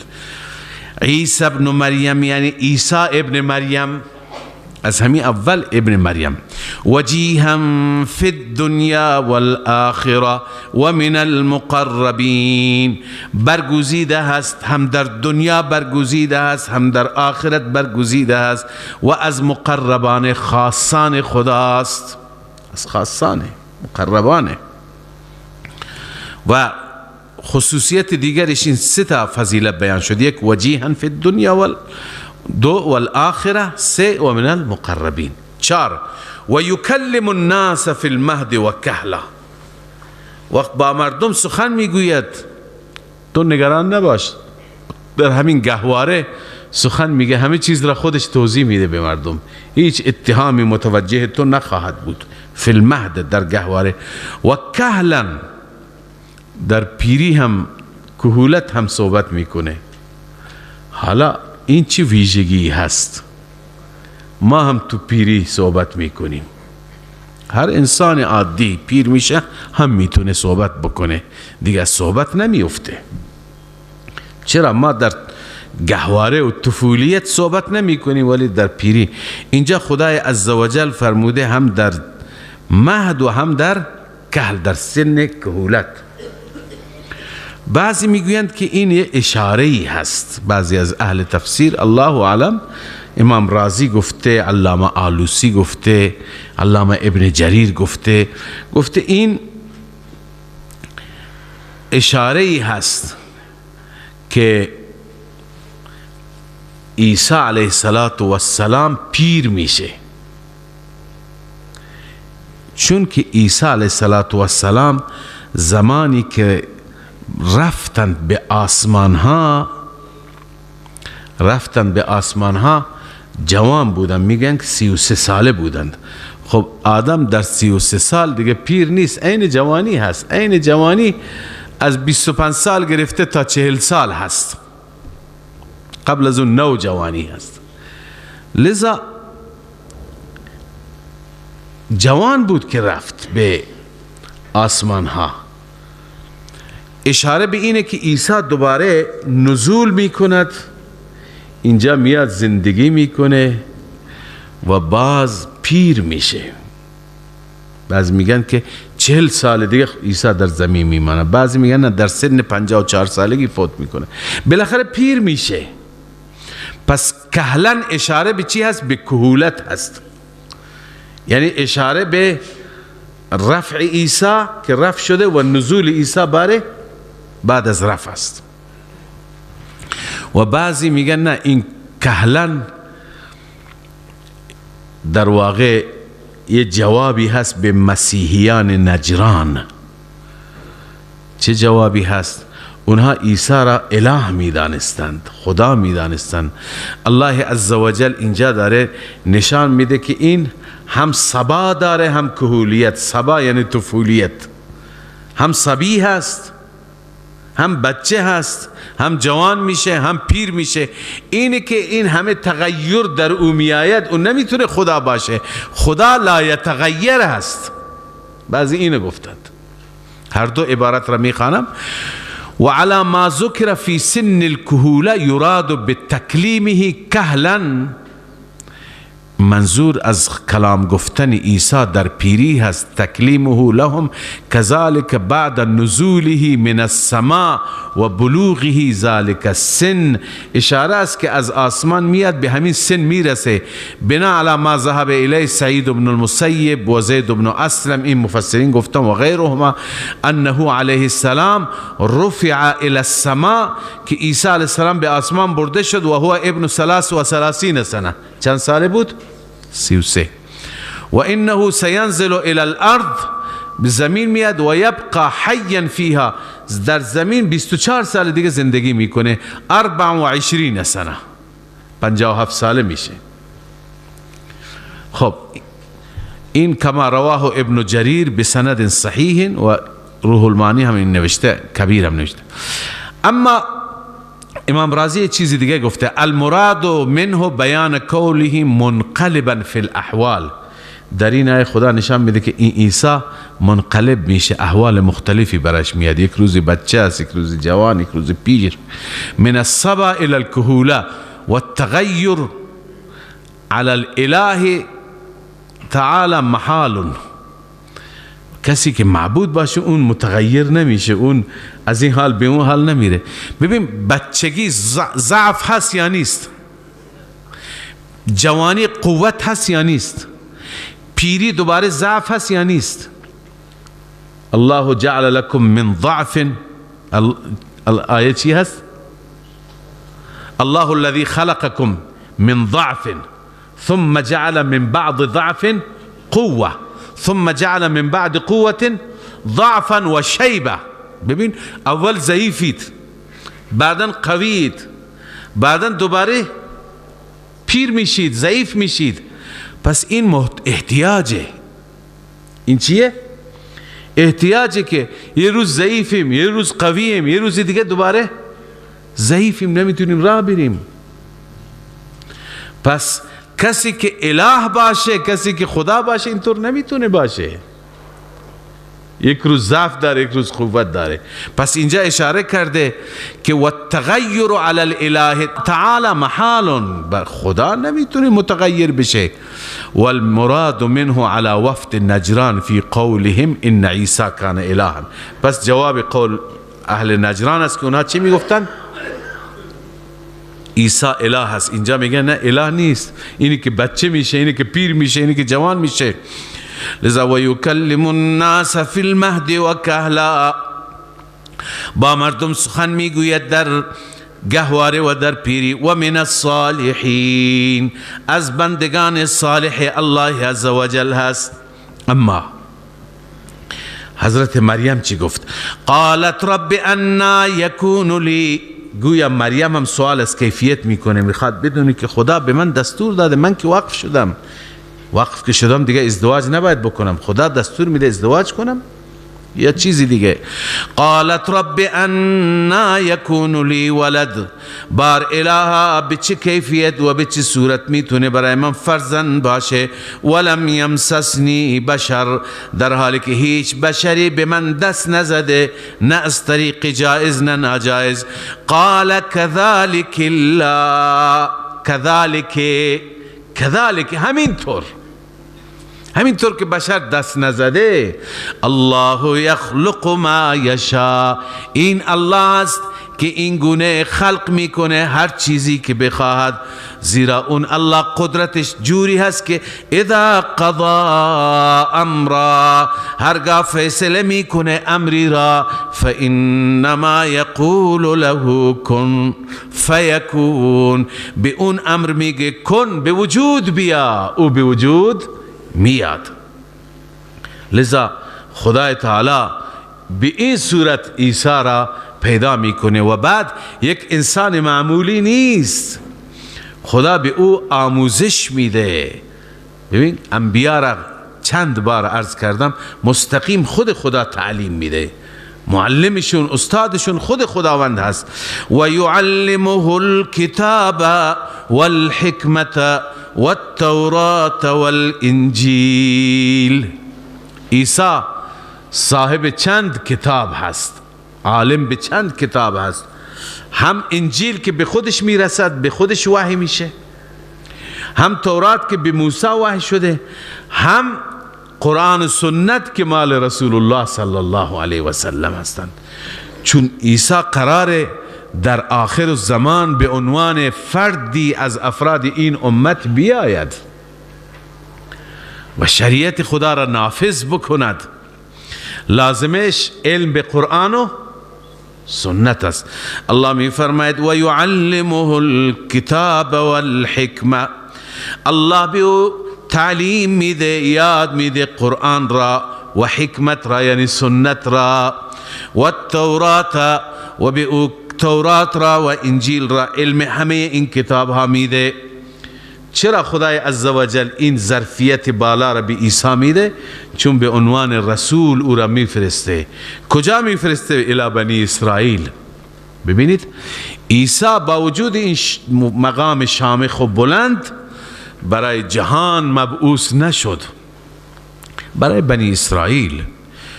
در سوره صف هم میخوانیم، میگه یا بنی اسرائیل انی رسول الله الیکم، من رسول خدا هستم به سوی شما. این پولس بود که بعدا دین عیسی را جهانی کرد، تبلیغات کرد، جنگید با مردم، خیلی فن و فود بلد بود. خدا برای جهان نفرستاده بود، فقط برای بنی اسرائیل. و رسولا الی بنی اسرائیل، فرستاده هست عیسی به سوی بنی اسرائیل. و به بنی اسرائیل اینگونه میگه. حالا زمان نبوت عیسی فرا رسید، معجزات، بیان معجزات عیسی و بیان دعوت عیسی. ببینید این معجزات را نشان داد، نه اینکه ثابت بکنه من خدام، من الهم، بیا مرا پرستش بکنید. این معجزات یک دلیل و یک نشانه بودن برای اینکه بگه من پیغمبر خدا هستم، پیامم اینه که فقط خدا را عبادت کنید. متاسفانه بعضی از این معجزات استدلال بد میکنن، مثل همین مسیحیان نجران، و خود عیسی را عبادت میکنن. نه اینا برای این نبودن که عیسی عبادت بشه. الله میفرماید و رسولا الی بنی اسرائیل، و فرستاده هست بسوی بنی اسرائیل با این مطلب انی قد جئتکم، ای بانی قد جئتکم، ای بنی اسرائیل همانا من پیش شما آمدم به آیت من ربکم. این کیفیت مجیء هست، با آیه از جانب رب شما، نشانی. اون نشانی چیه؟ انی اخلق لکم من الطین، این که من خلق میکنم، درست میکنم، کاردستی درست میکنم از گل برای شما، که هیئت الطیر، مثل هیئت پرنده، یعنی مجسمه پرنده درست میکنم. فانفخ فی، میدمم در او، دمش میکنم. فیکون طیرا باذن الله، اون چی میشه؟ پرنده میشه. باذن الله، لا باذنی. هر بار باذن الله میگه چون برای کسی سوء فهم ایجاد نشه از معجزه که عیسی قدرت خدایی داشت. نه، پشت عیسی با قدرت الله گرم بود، الله بود پشتش. و ابرئ الاکمه والابرص و احیی الموتى باذن الله، تندرست میکنم اکمه را، یعنی نابینای مادرزادی را، والابرص مریضی پیس را، و احیی الموتى و زنده میکنم مرده را، باذن الله. همه اینا باذن الله، لا باذنی. باذن الله به دستور من و به قدرت من نیست، من ندارم. و انبئکم بما تأکلون و ما تدخرون فی بیوتکم، من به شما خبر میدهم آنچه که میخورید. چی خوردید تو خونه؟ میگم چی خوردی. و آنچه که گذاشتید، ذخیره کردید، فی بیوتکم، در خانه هایتان. ان فی ذلک لآیة لکم ان کنتم مؤمنین، همانا در این آیه هست، نشانی هست. اینا همه نشانه هستند اگر شما مؤمنید، اگر مؤمن واقعی هستید، ایمان میاری، اینا نشانه هست، ایمان بیارید. من پیغمبر خدا و رسالت خدا را دارم، پیام خدا را به شما میدهم. خب اون پیام چیه؟ پیام میاد، اما هنوز دلائل خودش را، دلائل حقانیت خودش را میگه. و مصدقا لما بین یدی من التورات، ای مردم من تصدیق کننده هستم. چرا؟ لما بین یدی من التورات، آنچه که قبل از من هست از تورات. تورات را که قبل از من بر موسی نازل شد، چون برای بنی اسرائیل است، قرار است که دین بنی اسرائیل را اصلاح کند. آیا عیسی علیه السلام ناسخ دین بنی اسرائیل بود؟ ببینید یه سوالی که همیشه ایجاد میشه، بنی اسرائیل هر پیغمبری که می آمدن باش مشکل زیاد نداشتن، گرچه بعضی پیغمبران را شهید هم کردند، اما به خاطر اغراض دیگه. چون همه پیغمبران می آمدن تبلیغ می کردن تورات را،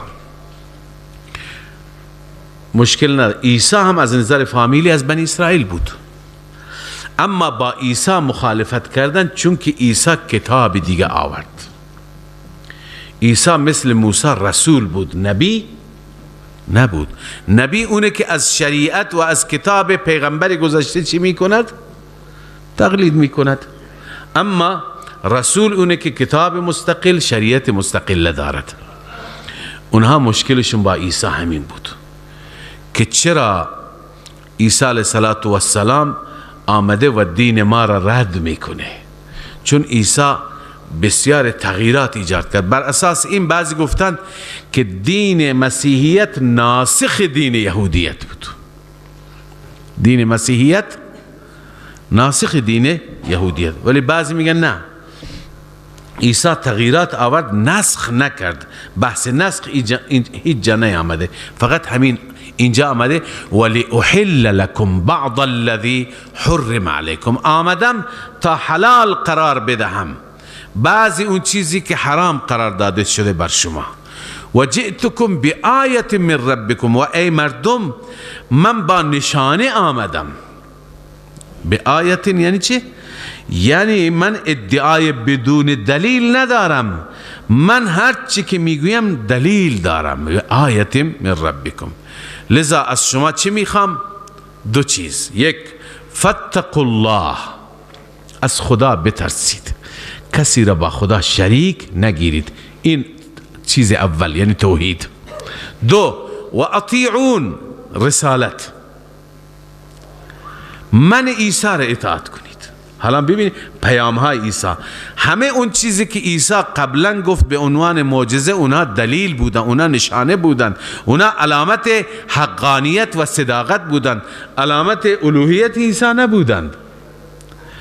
دعوت عیسی چیه؟ عیسی چی میخواد بگه؟ لذا بعد از این که صداقت خودش را به اثبات رساند، حالا اعلام میکنه خلاصه دین عیسی اینه: ان الله ربی و ربکم فاعبدوه، همانا الله رب من هست و رب شماست، فاعبدوه، فقط او را عبادت کنید. هذا صراط مستقیم، این هست صراط مستقیم. این که همیشه از خدا صراط مستقیم میخواهید همینه، فقط خدا را عبادت کردن، در عبادت با خدا کسی را شریک نساختن. ان الله ربی و ربکم. پس عیسی علیه السلام اینگونه دعوت دادند و اینگونه بنی اسرائیل را به سوی اطاعت فرا خواندند. اما مدتی گذشت، عیسی تبلیغ کرد، ادامه داد، بعداً احساس کرد که نه، این قوم من اینها به سمت کفر داره میرند، به سمت دشمنی داره میرند، امکان داره فردا رویارویی بشه، رو در رو بشیم، منو انکار میکنند. لذا نیازمند چی بود؟ نیازمند حمایت بود. حمایت در درجه اسباب، رب الاسباب که هست. ببین اینم نیازمندی و حاجت عیسی را میرسانه. کسی که اله باشد کمک نمیخواد. الله میفرماید فلما احس عیسی منهم الکفر، زمانی که احساس کرد عیسی از آنها کفر را، کفر علنی را، قال من انصاری الی الله، گفت ای قوم، ای امت، ای پیروان، چه کسی یاور من هست؟ الی الله، بسوی خدا، ای ذاهبا الی الله، که مرا کمک کند، یاری کند دین من را، که همه ما با این یاری کردن به سوی خدا بریم.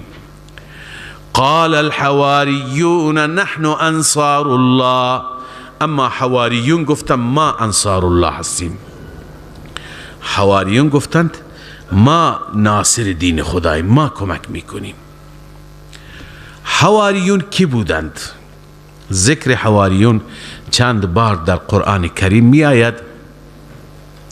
عرض به خدمت شما معنای حواریون از نظر عربی، بعضی گفتند حواری یعنی صفوه، برگزیده، کسی که از نزدیکان شما باشد و شما او را به عنوان دوستی خاص برگزینید. چنانچه ما در روایت ها روایتی داریم که حضرت رسول صلی الله علیه و سلم فرمود لکل نبی حواری و حواری زبیر رضی الله عنه، هر پیغمبری حواری داره و حواری من زبیر ابن عوام هست. پس حواریون چه کسانی را میگویند؟ صفوه را میگویند، خالصان را میگویند، برگزیدگان را میگویند، دوستان خاص را. گویا عیسی اعلام کرد که ای ملت، ای مردم، کی از شما آماده هست که از برگزیدگان خاص من، از مقربان من، از نزدیکان من بشه؟ قال الحواریون، این حواریون گفتند. اما از نظر لغت حواری از حور است، حور به معنی سفیدی. اینها را میگویند که اینها یک گروهی بودند که لباسشو بودند. اون زمان این ماشین ها و این دستگاه ها و این عرض کنم که خشکشویی ها که نبودند، یک گروهی از مردم شغلشون بود که سر جویهای آب و سر نهرها اینا لباس های مردم را می شستند. یه پولی می گرفتند، لباس ها را تمیز می کردند. لذا اینها را به این خاطر حواری میگن که اینها لباسشو بودند، یعنی لباسی که چرک چروک دارد اون را سفید می کردند و تمیز می کردند. به این خاطر اینها را میگن حواریون. اینها از قشر ضعیف و کم درآمد بودند و از عرض کنم که این قشر بودند با عیسی همراهی کردند، حلال خوار بودند. بعضی میگویند نه، اینها کفاش بودند، کارشون کفش دوزی بود و یک صنف و یک شغل خاص. اینا همه آمدن به عیسی ایمان آورد. اما بعضی دیگه میگویند، روایت های ضد و نقیضی هست، بعضی دیگه میگن حواریون اشراف بودند، این آدم های معمولی نبودند. کسانی که حواریون سفید به معنی یعنی همیشه تر و تمیز هست، لباس سفید هست، زیبا هست، شکلش هیچ اثری از رنج و از خستگی و از کوفتگی و از هیچ چی در وجودش نمیبینی، میبینی احساس میکنی همیشه تو ناز و نعمت بوده. لذا بعضی میگن که حواریون اشراف بودند. الله بهتر میدونه از قشر ضعیف بودن، از قشر بالا بودن، ولی اینها بیاری عیسی اعلام کردن. قال الحواریون نحن انصار الله. اما ببینیم مناجات حواریون جالب هست. میگه آمنا بالله، ما به خدا ایمان آوردیم. اولین چیزی که از تو عیسی میخوایم گواه ایمان ما باش. واشهد بأننا مسلمون، تو گواه باش که ما مسلمانیم، تسلیم پروردگار هستیم. و بعد مناجات کردن، ربنا آمنا بما انزلت واتبعنا الرسول. این مناجات مثل همون مناجاتی که الان ما خواندیم، عرض به خدمت شما، در این هم توسل است. هم توسل به ایمان هست، هم توسل به اعمال هست. هم توسل به ایمان هست، ربنا آمنا بما انزلت، بار الها ما ایمان آوردیم به آنچه که تو نازل فرمودی در انجیل، ما به او ایمان آوردیم و عمل میکنیم. چیکار میکنیم؟ واتبعنا الرسول، ما رسول را پیروی کردیم یا پیروی میکنیم.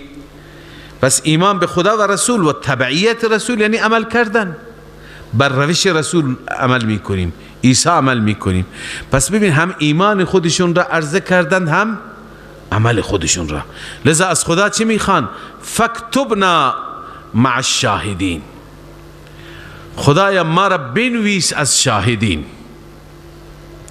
از گواهان. گواهی برای چه؟